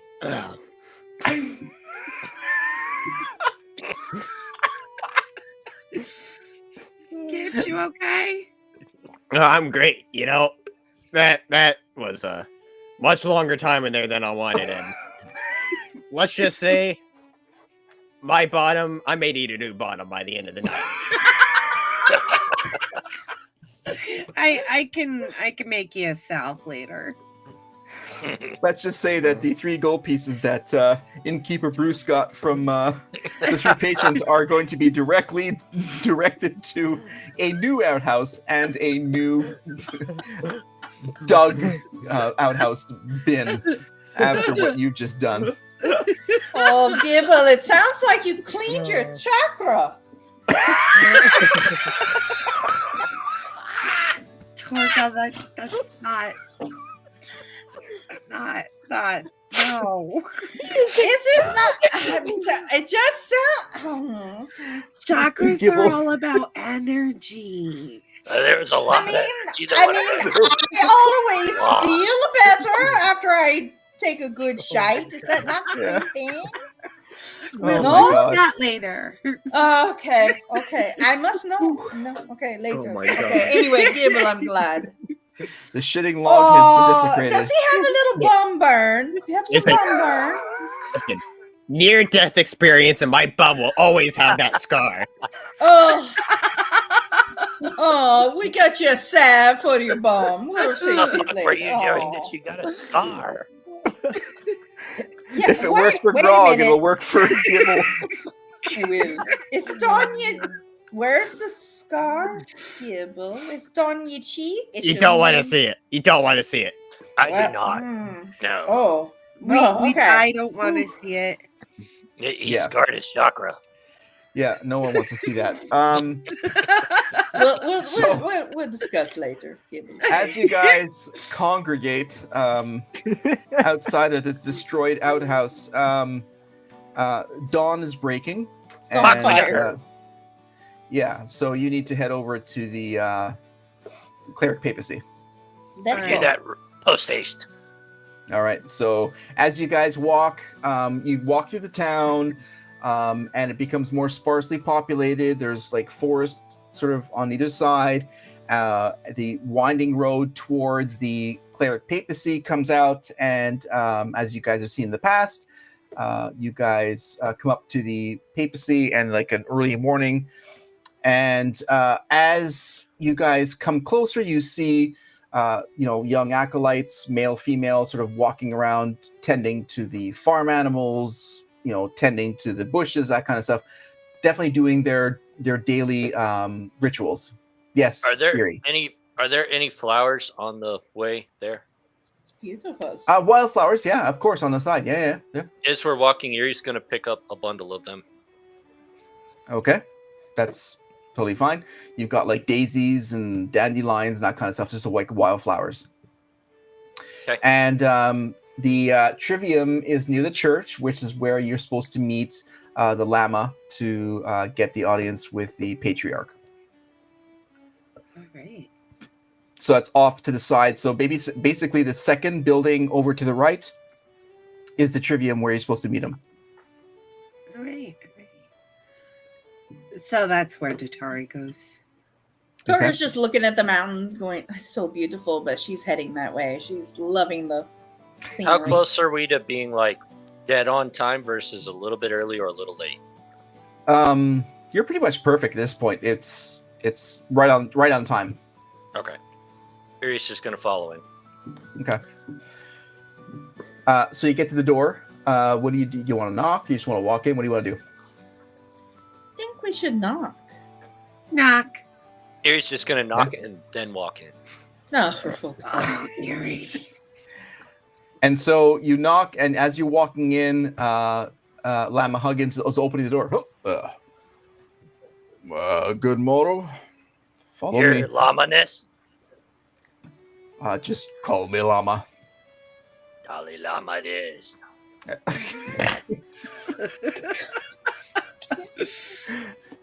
So he takes you guys through sort of like a very narrow construction of this house, more narrow than what you would assume from the outside, but the corridors are narrow, the rooms are off to each side, and he comes to a room and he says,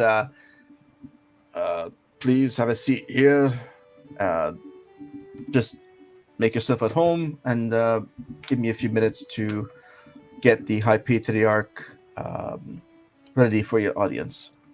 Are there any acolytes near us? No. Nope. Damn, Nope. motherfucker. So this is this building is basically off. This is not somewhere they would typically be accepted into. Erie's gonna start looking around the room. So you start looking around, and as you start looking around, you see him walk to the far end of the room, opens and closes the door, and walks off. A huge amount of paintings on the wall, like scenes of something that you have no context for. But Erie, you definitely pick one out. You see that circular eye symbol that you saw months ago from that expedition that you sent out those people to is embedded in one of the paintings. And the painting that you see that symbol in is seemingly full of undead creatures. You know, this undead painting has multiple things about it. first thing is you see the eye of that. You remember that crow? I pulled the shit off of his forehead. I remember. Look, Yeah. And you guys have Okay. all seen it. You guys have all seen that now because you saw the skull from the undead. So you're all familiar with it, but Eerie was the one who first experienced that. you see how ugly these undead are? Remind me of Dewey.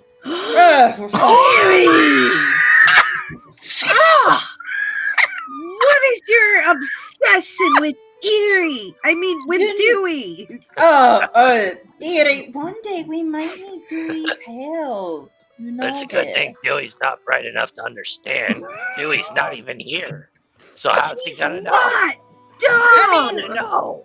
I will I actually agree. thought he was going to add something, and he pulled out Dewey. I mean, don't get me wrong, Dewey, he doesn't tick my boxes, but I mean, Dewey couldn't check a box because he doesn't understand what to do with a pencil. What? Why do you think he's dumb? Because he is. I mean, to be fair, Have you heard the guy talk? to be fair, orcs aren't known for intelligence. Well, Dewey is a half orc. No, well, he definitely So got the that dumb means half. he's only maybe half smart. He got the dumb half and he got the ugly half. I mean, dude's swinging left and right, missing. Oh my god. I'm not agreeing with Eerie. I'm just saying. She's not disagreeing. Datari. She's not disagreeing. No, I'm with not. you No, either. I'm not. I'm not. I'm just saying there is a point that We've got- you know. We've got problems. Yeah, So- you have We're problems. out of ale. Ooh, that's not a good thing. All right. Thanks, everybody, for coming tonight. We're done tonight. We're out of ale. We can't continue without ale. We're done. If there's All no right. liquor involved, we're done. Thankfully, No. we have endless. We have endless supplies of ale during session. We're good. Yes. So as you point this out, Eerie, and the rest of you notice these paintings all have, like I said, you don't have the context of what the subject is, except for the ones from the zombies, because you guys have literally battled some of these representations in this one painting. The rest of them seem more happy, more growth, more sort of like this represents a dark time of this murals of paintings. And so Eerie points out the symbol, and you guys all see it, and it sort of sends chill down all your spines, because this proves that this symbol has been around a lot longer than what you guys have experienced it in the past, literally few days or a week. And as that sinks in, the door opens, and the Lama says, the High Patriarch Rikaran will see you now. All right. Thank you. Thank you. And so Thanks. he opens the door, and he points down to this again, a narrow corridor, and you guys walk through there, and the corridor at this point changes in texture. You've got like rich teak woods, you've got golden fixtures, very expensive, very high end, but the same building though, so it's very exclusive. So you get the sense that not many people come down this area. You got this like a long hallway, like a runner throughout the whole hallway, so the sound is deadened, and you got like sconces along the wall. There's more paintings, nothing that really stands out as either positive or negative, but just paintings of scenery, local artists, whatever. And the Lama sort of knocks on a door at the end of the hallway, and you hear, come in. And so he opens the door, and you see sitting at his desk is the High Patriarch. And as you see him sitting at his desk, you see him sitting there, and he says to you, I bid you good morning. Please sit. I'll So- stand, thank you. Immediately you get, first of all, his accent is nothing like you've heard in this area or in Crownstone. It's definitely has a different flavor to it. And the room itself is dark. There's no windows anywhere. And there's many candles. Again, it's teak wood. It's got golden fixtures, but there's no windows anywhere. Almost very claustrophobic. And he says, please sit. Make yourself comfortable. Even you, tiefling. I'll stand, thank you. I'm gonna stand near her. I will stand next to him. I suppose Do you have any I'm food? having mixed signals here.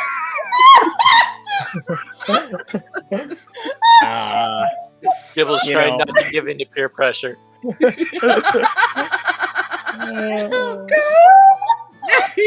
My bum hurts, so I'll stand.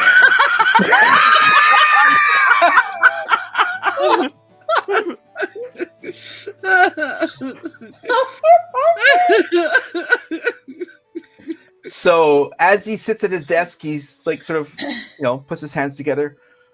So I see that you are all uncomfortable with my presence here. It's not you, trust me. Oh no, Oh. yes, it is him. I Yeah, it's think him. that my presence, it is me and who I am, my species, especially with... Please, tell me your name. I don't want to refer you by your species. Please, if you're willing to share. My name is Datari Atka. Detari Atka. I am Salvatore, the High Patriarch of the Cleric Papacy. I am very pleased to meet you. I'm sure you are.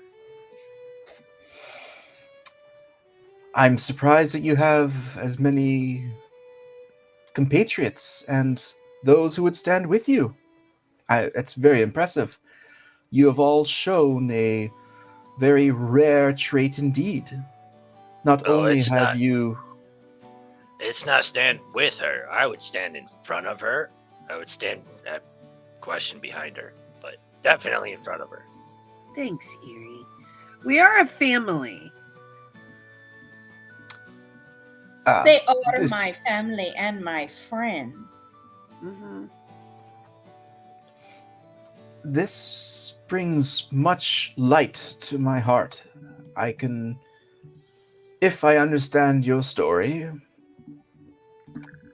well enough, as I've been told, this family that Detari you have cultivated around you Mm-hmm.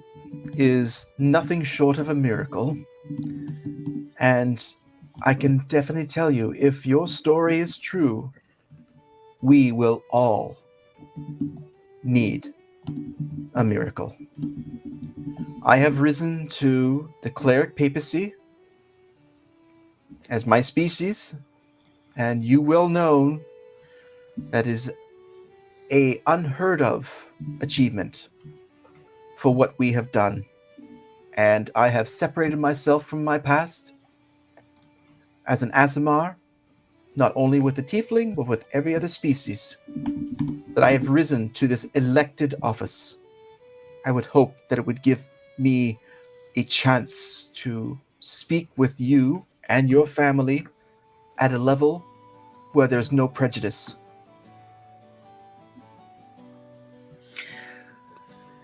Yeah, well, let's just get down to business.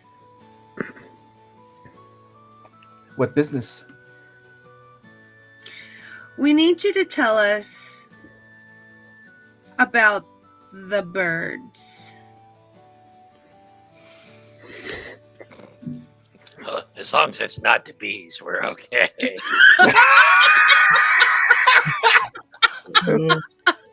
The birds with the eyes on the heads. Oh, sake, Erie. She wants to know about this eye. Erie flips him the coin of whatever the eye that he pulled off of one of the skulls was. So he takes it and looks point at to it. the painting. What you have experienced is unique for the ages. And I do not envy you of what you have witnessed and what you have fought for. But before I can divulge what I know and what I have been taught through the ages, I must first understand what you have experienced so that I can understand what level I must divulge. You are clearly experienced with the circular eye symbol, which is a critical part of this entire story, but I must know, please, I know you have mentioned and told this story multiple times to multiple people, but I must hear it from you. Give me as many details as you can.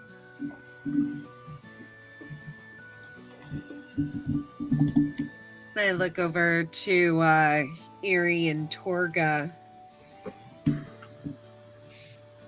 He's gonna take a drink. Fuck you and wait for me to talk for once. I try to keep my mouth shut. Fine. So we've been experiencing multiple undead. Multiples. Like not just an individual. Started with our tavern opening, the Fugly Wyvern. Yeah, you might want to try it out if you ever He's always selling. Just saying. Fantastic establishment. Urethra makes, our cook makes the best food. Anywho. Multiple undead.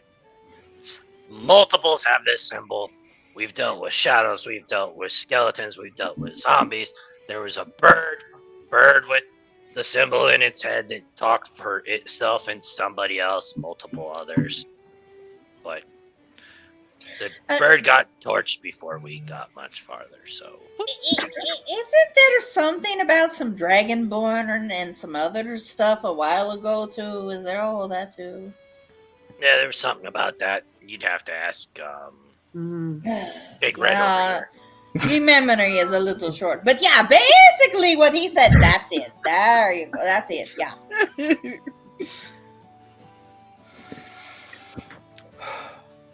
This is concerning. Are these events surrounding a common event or situation or person? Yep, absolutely. They were all surrounding the opening of the Fugly Wyvern in Castle Ironbridge. Main Castle opening. Ironbridge. Not the soft opening. So these It's a very undead hard creatures, opening. Very hard. these undead creatures were attacking a tavern? They attacked one of our employees. The bartender. The bartender. Bartenders. Yes. Yeah.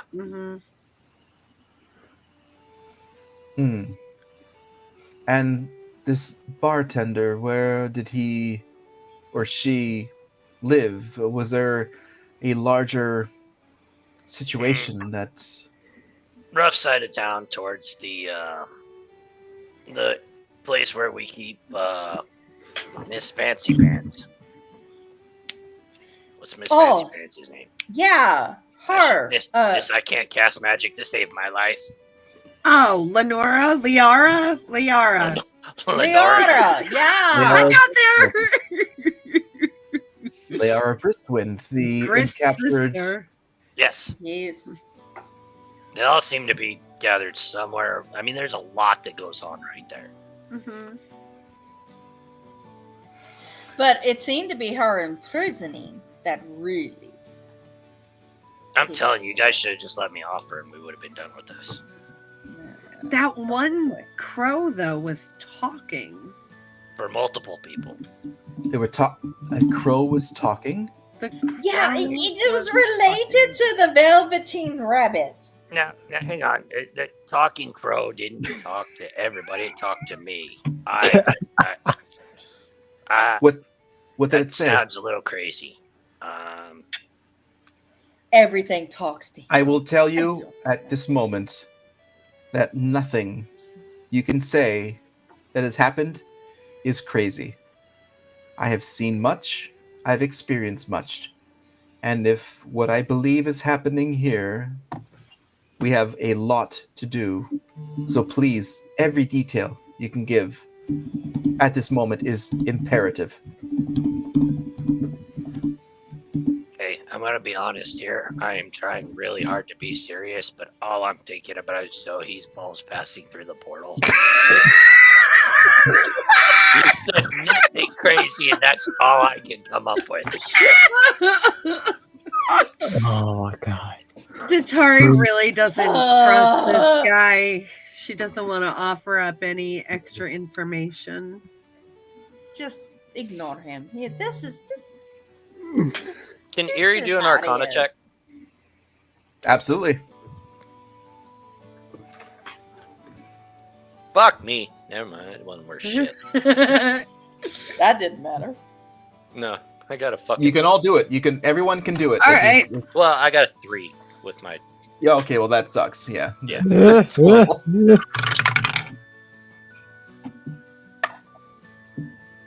Yours wasn't much better. Only did a 7. It fucking sucked. 26. There you go. Well, Holy there we shit. go. Somebody needs So, Leave it to the So, demons. Datari.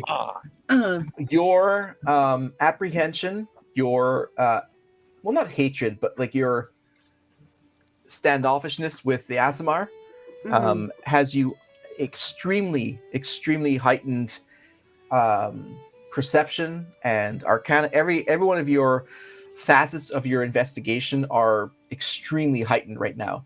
yeah. And with everything he said so far, you get not 1 ounce of deception or falsehoods. He's speaking absolutely level. Okay. But I'm not relaxing my guard. That's totally fine and understandable. All right. But he is not. He's not. Just been no falsehoods whatsoever. All right. So Does he he says, know that I'm like Arcana checking him? Nope. Nope. Okay. Nope. All right. Not like it mattered when I did it. Woohoo. Yeah. What are you doing? You just Oh. arcana checked like a rat outside. At least he did an Arcana check his belly button. Woo! That probably had more magic in it. There's a lot of mysteriousness in there, I guarantee you. That's poisonous. So as you guys are standing there and you're sort of eyeing him while you're doing your arcana checks, he's like sort of very pensive, looking down at his desk or his fingers, whatever, and he says, I'm concerned about what you have seen is what I have feared most. The signs have appeared, and I have no other choice but to explain what I know and what I have been told to divulge to those who have this knowledge to help protect not just Crownstone or Castle Ironbridge, but the entirety of Shideria.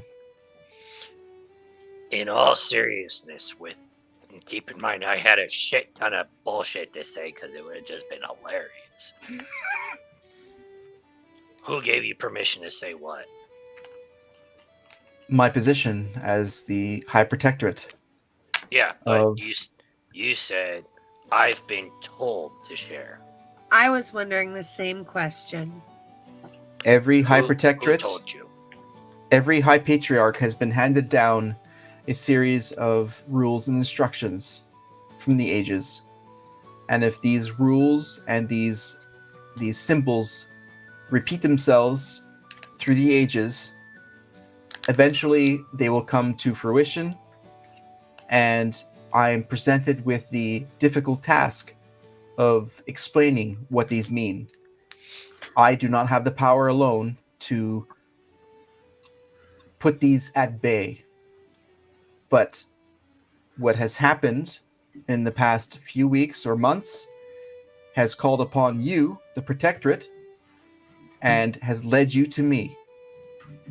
And I cannot ignore these symbols. I cannot ignore these signs, and I cannot ignore these messages at this point.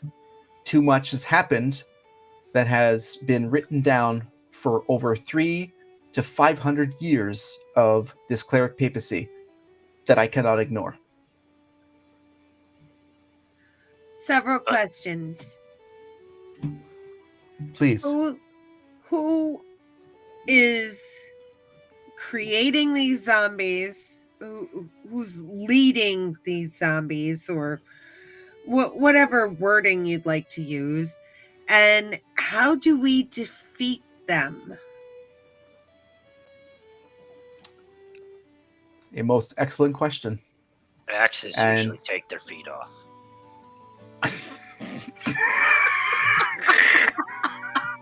Siri, I don't think that's going to solve the total problem. Just told her how to defeat them. Erie stands up, just Oh, walks over, for and fuck's sake. blows out a candle, and turns around and looks back at everybody. That question is deep, it is heartfelt, and is appreciated.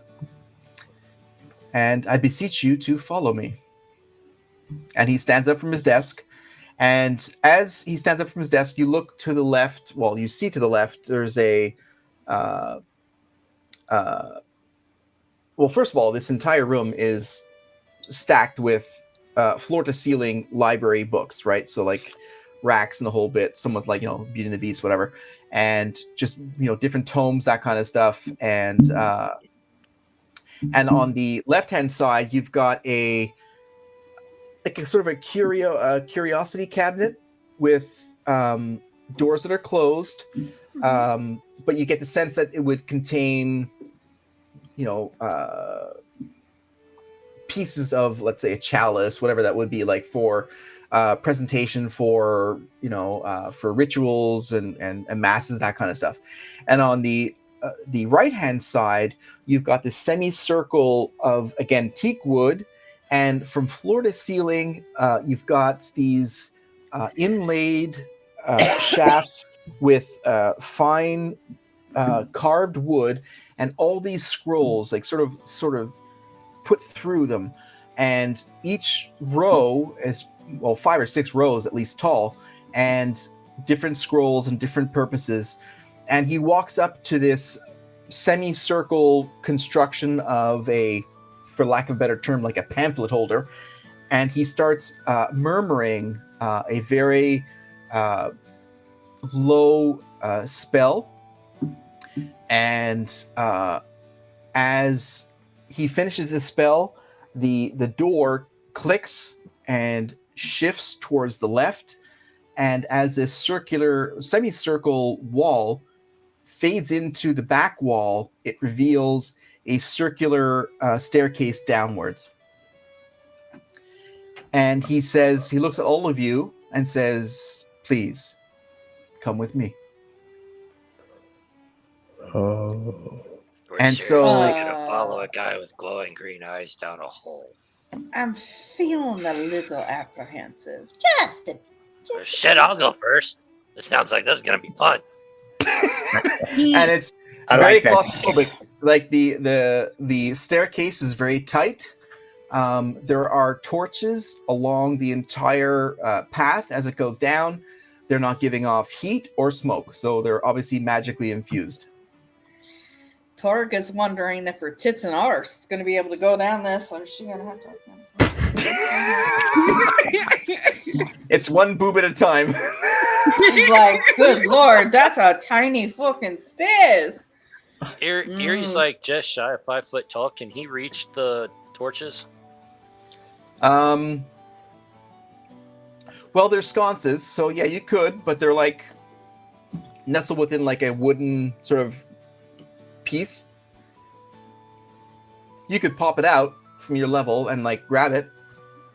That's what he's gonna do. But they don't give Alright. off heat or what? Or smoke, nothing. It's just like definitely Just- magically just for light? Yes, correct. Hmm. Because this entire staircase is typically behind is in pure darkness. Erie's just holding it in his hand. And Mom as always told me not to take my ass down these kind But I'm gonna And, follow this fucking idiot. There we go. so he's walking down the stairs and he's not looking back to see who's following or not, but he's just walking down the stairs slowly. Erie's got a torch or one of the torches in his hand. So what's the marching order? Erie's first. I'm behind him. Gibble will follow. I'll go last. Wow. All right. Oh, nice. So you're following wait, Detour? is that gonna set off the alarm? No, it won't do that to you. I was gonna The only thing that did it last time was the fog machine. ask, which we thought that was the same thing as the phone. Yup. We did.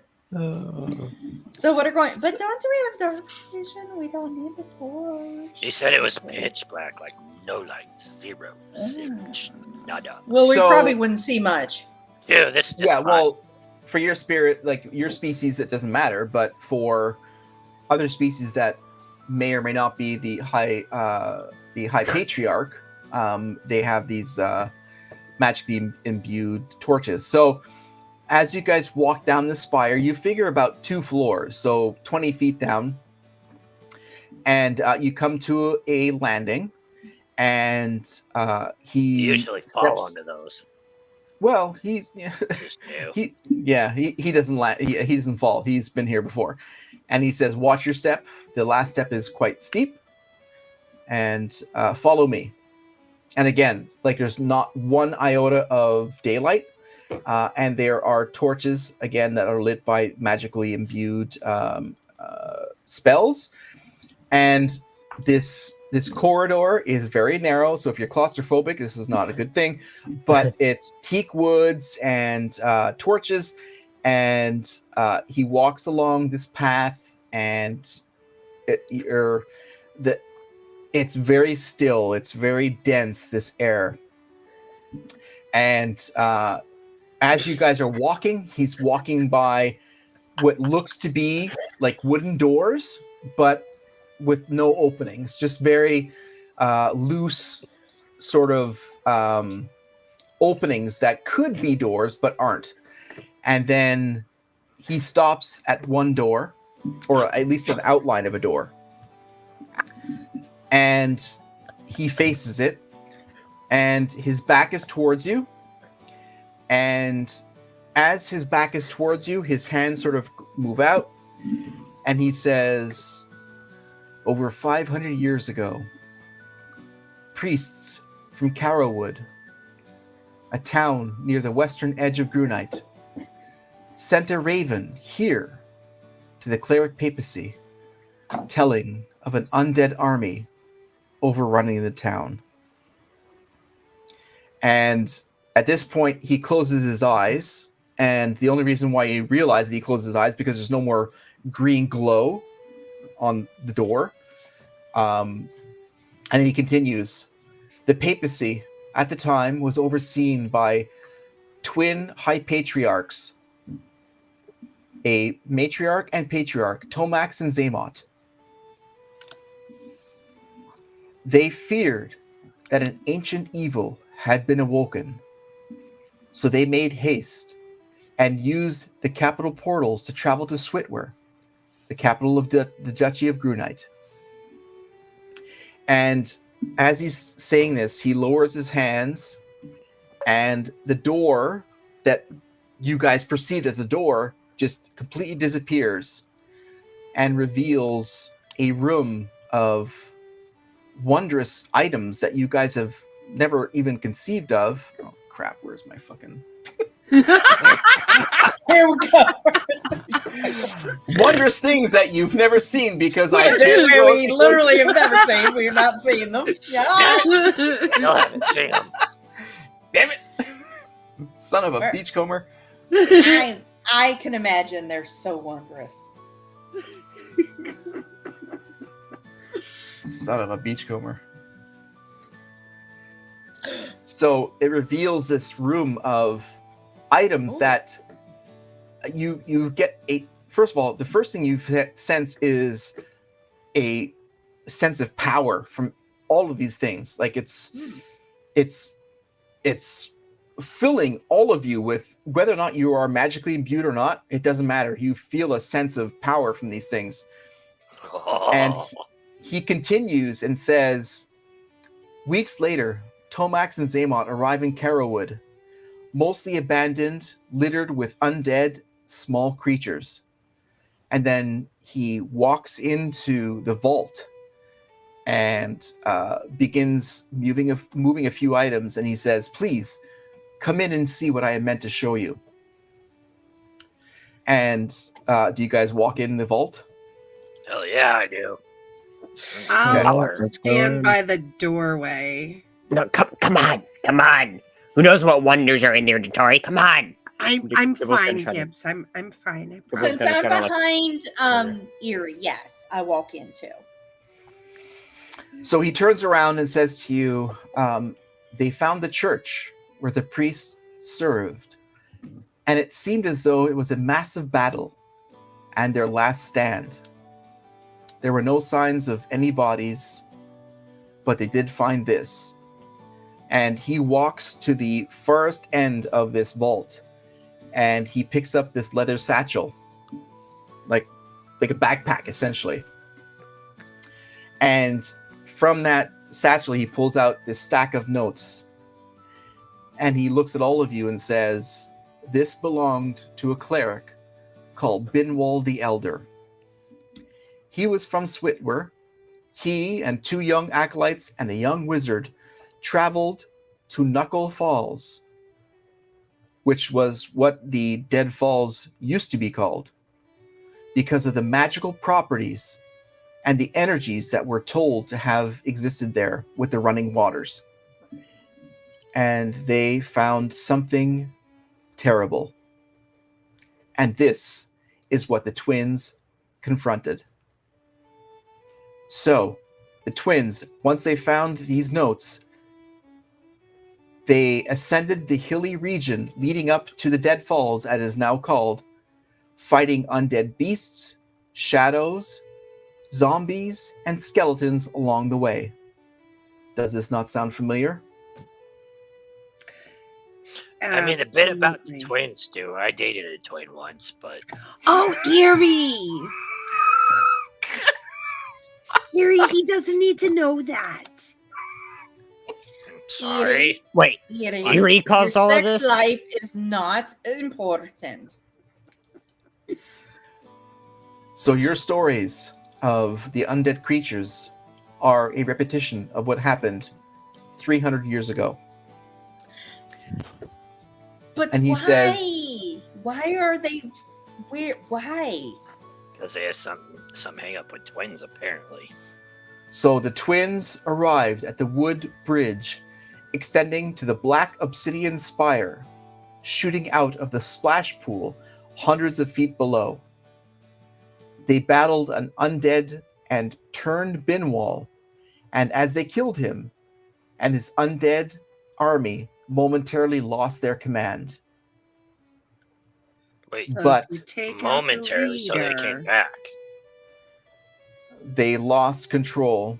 As the stories have told, there was disarray, but unfortunately Zaymont was mortally wounded. Tomax finished off the last undead, and they are now done. He is grief-stricken that his sister is dead, but holds the line at the bridge to ensure no more undead come from the inside the spire. So if you take out the leader, the undead become mindless, sort of like drivenless. Yes. got it. But if that's only momentary, that means that the leadership passes on to somebody else. If they're strong enough. Tomax So buried Zaymot at the base of a juvenile golden elm tree near the wooden bridge to the spire. But because Tomax does not have the destructive power of Zaymot, his sister, he sends a raven from Carrowwood back to the cleric papacy requesting help from a mage to destroy the bridge. 3 weeks later, a wizard arrives at Carrowwood. They ascend to the waterfalls. Zaymot places a ward on the opening of the cave into the spire, and he carves the swirling eye symbol above the entrance to block the exit from the cave. He crosses it back, and they destroy the wooden bridge, thus isolating the obsidian spire from all activity.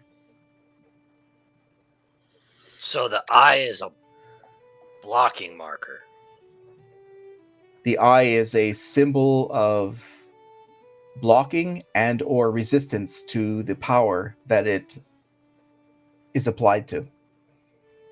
Why the hell are these undead got it? And who is the head? Like, who is who? Or what? I have a That is feeling I'm going to need more alcohol for this one. That question has now been answered from the risen undead that we have seen. And he pulls out a tattered leather belt and says, "This was what the twins had exhumed from the body of the evil that it was found in the spire. This is Sneed's Sash of Super Speed. It is a magically imbued item, but it is cursed, and therefore unusable by any proper living being. How is And it cursed? It's cursed by the evil. So if you were to use it, you'd be cursed as well with the power of this evil that we are trying to defeat." Tempting. And then he pulls out a skull out of this satchel and says, "This is the skull." Oh my god.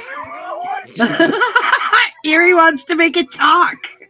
I'm listening intently. Just waiting. Oh my god. I didn't hear this. Yeah, sorry. Okay, let me try and play this straight. Yeah, this is serious. This is the skull of Gyadza, an ancient evil from 300 years before the events I just told you about. His body was buried in Carrowwood, where the twins found it. With the skull separated, Gyadza is imprisoned to whatever form his spirit is currently in. And if he is somehow risen, we are all in great peril. How he has reached out from the spire, I do not know. But you will need these items to continue your quest. They can be powerful weapons for us, but they can also be massively powerful weapons for those who oppose us. If they were to fall in the wrong hands, they could be turned and used to destroy the entirety of Shideria. I implore you to make your next move quickly. This satchel, with its contents, is terribly important and terribly dangerous. I do not feel confident to let this satchel leave this high security area, but you will not be able to continue what you need to do without these items." Oh boy. May I see the skull, please? Oh. Absolutely. I feel like He hands I it to you. need. Marvelous. God, I feel like I need some coffee. He's just gonna look at it and debate alcohol what to to do absorb all next. this. So the skull is like just, a skull. And from what you understand is that because it was separated from the body that they found at Carrowood, it is inert. There's no magical powers to it. But the fact that it is here and separated from where they found it, that's the power of the fact that it's not included with the body of Binwall. You're just gonna slide his thumb up in its jaw. Yuri. Ugh, you I'm know a what? I want to bad see where pony. this is going. What? Nothing. You said And my so- name. With that extra information, I'm going to share a new map of Shideria. And we now Ooh. see the Dead Falls. I don't know if you can see my cursor or not. Yeah. That works a bit different. So you see the Dead Falls here, and then we see Carrowood, and we see the proximity to Castle Ironbridge is quite close, especially compared to Switwer. So this area is the entirety of this undead story, and someone explains where the undead came from. And we've got a little bit of that with the butchers there, the family of Torga, but definitely reinforced with this extra information from the High Patriarch. Gotcha. So I have a question. You said that the contents of this satchel are both needed and possibly problematic to let outside, yes? Yes, if they were to fall in the wrong hands, and the hands that know what to do with it, it could turn the undead army into the world of undead. Yes. This thing looks like it's just a skull. He's gonna click the jaw together. Are you telling me that they can't get their hands on this guy here? If they reunite that skull with the rest of the body, Gyadza can reform in a physical form and take over and rule all of Shideria with his undead army. I have a question for the DM. Yes. What would you say the hit points are on this skull? Oh God. Maybe 2 hit points. Oh, for fuck's sake! Here we go. But No. realize though that it's the not the spiritual, but the embodiment of this skull. It's the thing. It's the thing. It's not the. Yeah. I mean, you could pulverize it into nothingness. That would be That's different. Likely. That's likely. But even powder is still the skull. Unless I snort that crap up. Oh my god! Oh my gosh. You know what? I want to see this. No. Go on. Are you gonna be the embodiment of the thing that brings the things back that fuck up the whole kingdom? Yeah, They're gonna Yuri. take me alive. Oh, for That's fuck's not sake. likely. I'm I likely was to just- kick you in your I balls. was just curious. Yeah. Mhm. Oh, Yeah, no, it's a good there we question. go. I'm As a talking DM, about- I would say it's a good question. It's the essence of the skull apart from the body. Okay. But even though we have all this, there are undead coming, being made or coming alive in Castle Ironbridge. Yes. So there is some aura There is- of all of this. Yes, there is a power that even the High Patriarch doesn't realize at this point. That is infiltrating. Can you there, all roll perception, please? I'm rolling like shit tonight. It's probably gonna be like 2. Shit! You rolled a 2. Oh damn! I rolled a 20. 90 20. Ah. I mean, there was a 2. I called it, but Good 16. Mine was I also got only 16. 15. 16. Right. Okay, So I'm at 22. If you're willing. wow. Oh, 22. Okay, so we got Erie, Gibble, and Datari. You all sense that it's not just about the skull or the perception of the skull. There's more to it than that, because you've already fought through undead creatures that have had the symbol, and you also realize that at the same point, and you want to, there's a, hey, I want to bring this up to this guy, like he doesn't really know the whole story. So which one of you would like you're all looking at each other and sort of like, wait a second, that doesn't make any sense.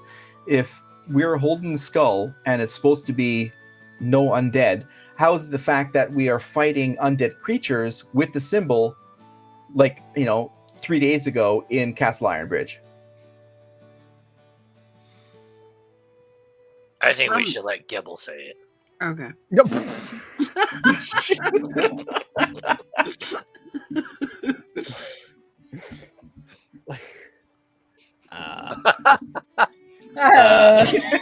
Even though,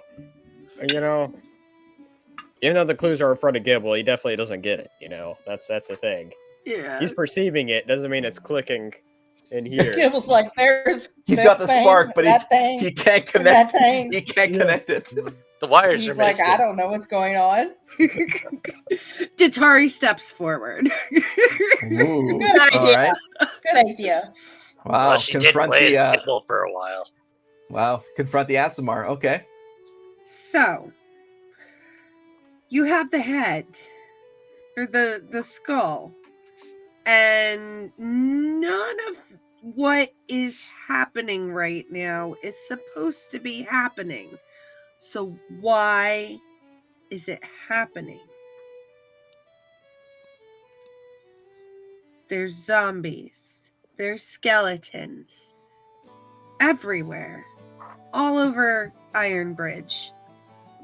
Why is this happening right now? If this is the real skull. What part of the story are you challenging? Oh, I thought if we had the skull, then, nothing was happening. Or that the symbols seem to lock whatever it is away, and they're still out But there running amok. Yeah. Can I have that But symbol the back, things that are please? undead have the symbol, and they're still active. So what you're saying is that regardless of the fact that the skull has been separated, so Gyadza has been disempowered, the undead creatures are still active. They seem to be Meaning- active under his sign. Yeah. Or- how do you explain that? Or the undead are active under an agent that we haven't discovered yet. Yes. And if that's so, that would be the only reason why his army has been rebuilt. For 300 years ago, we thought we cut off Gyadza, but someone escaped that spire and has been working diligently for centuries, rebuilding his army slowly to help him come back into power. Telling you we should have offed Grist's sister. And that is where we're going to end tonight's episode. Chapter 11 is in the books. Join us next week for Chapter 12 as we further delve into this mystery of just how Gyadza has been empowered through the undead creatures and who is working for him outside of his power and this skull. Oh, Thank you to our players tonight. Thank you to everyone in the chat. It has been a while since we have played, but we are looking forward to next week. Have a great night, everybody, and we will see you in 1 week. Good night, everybody. good night.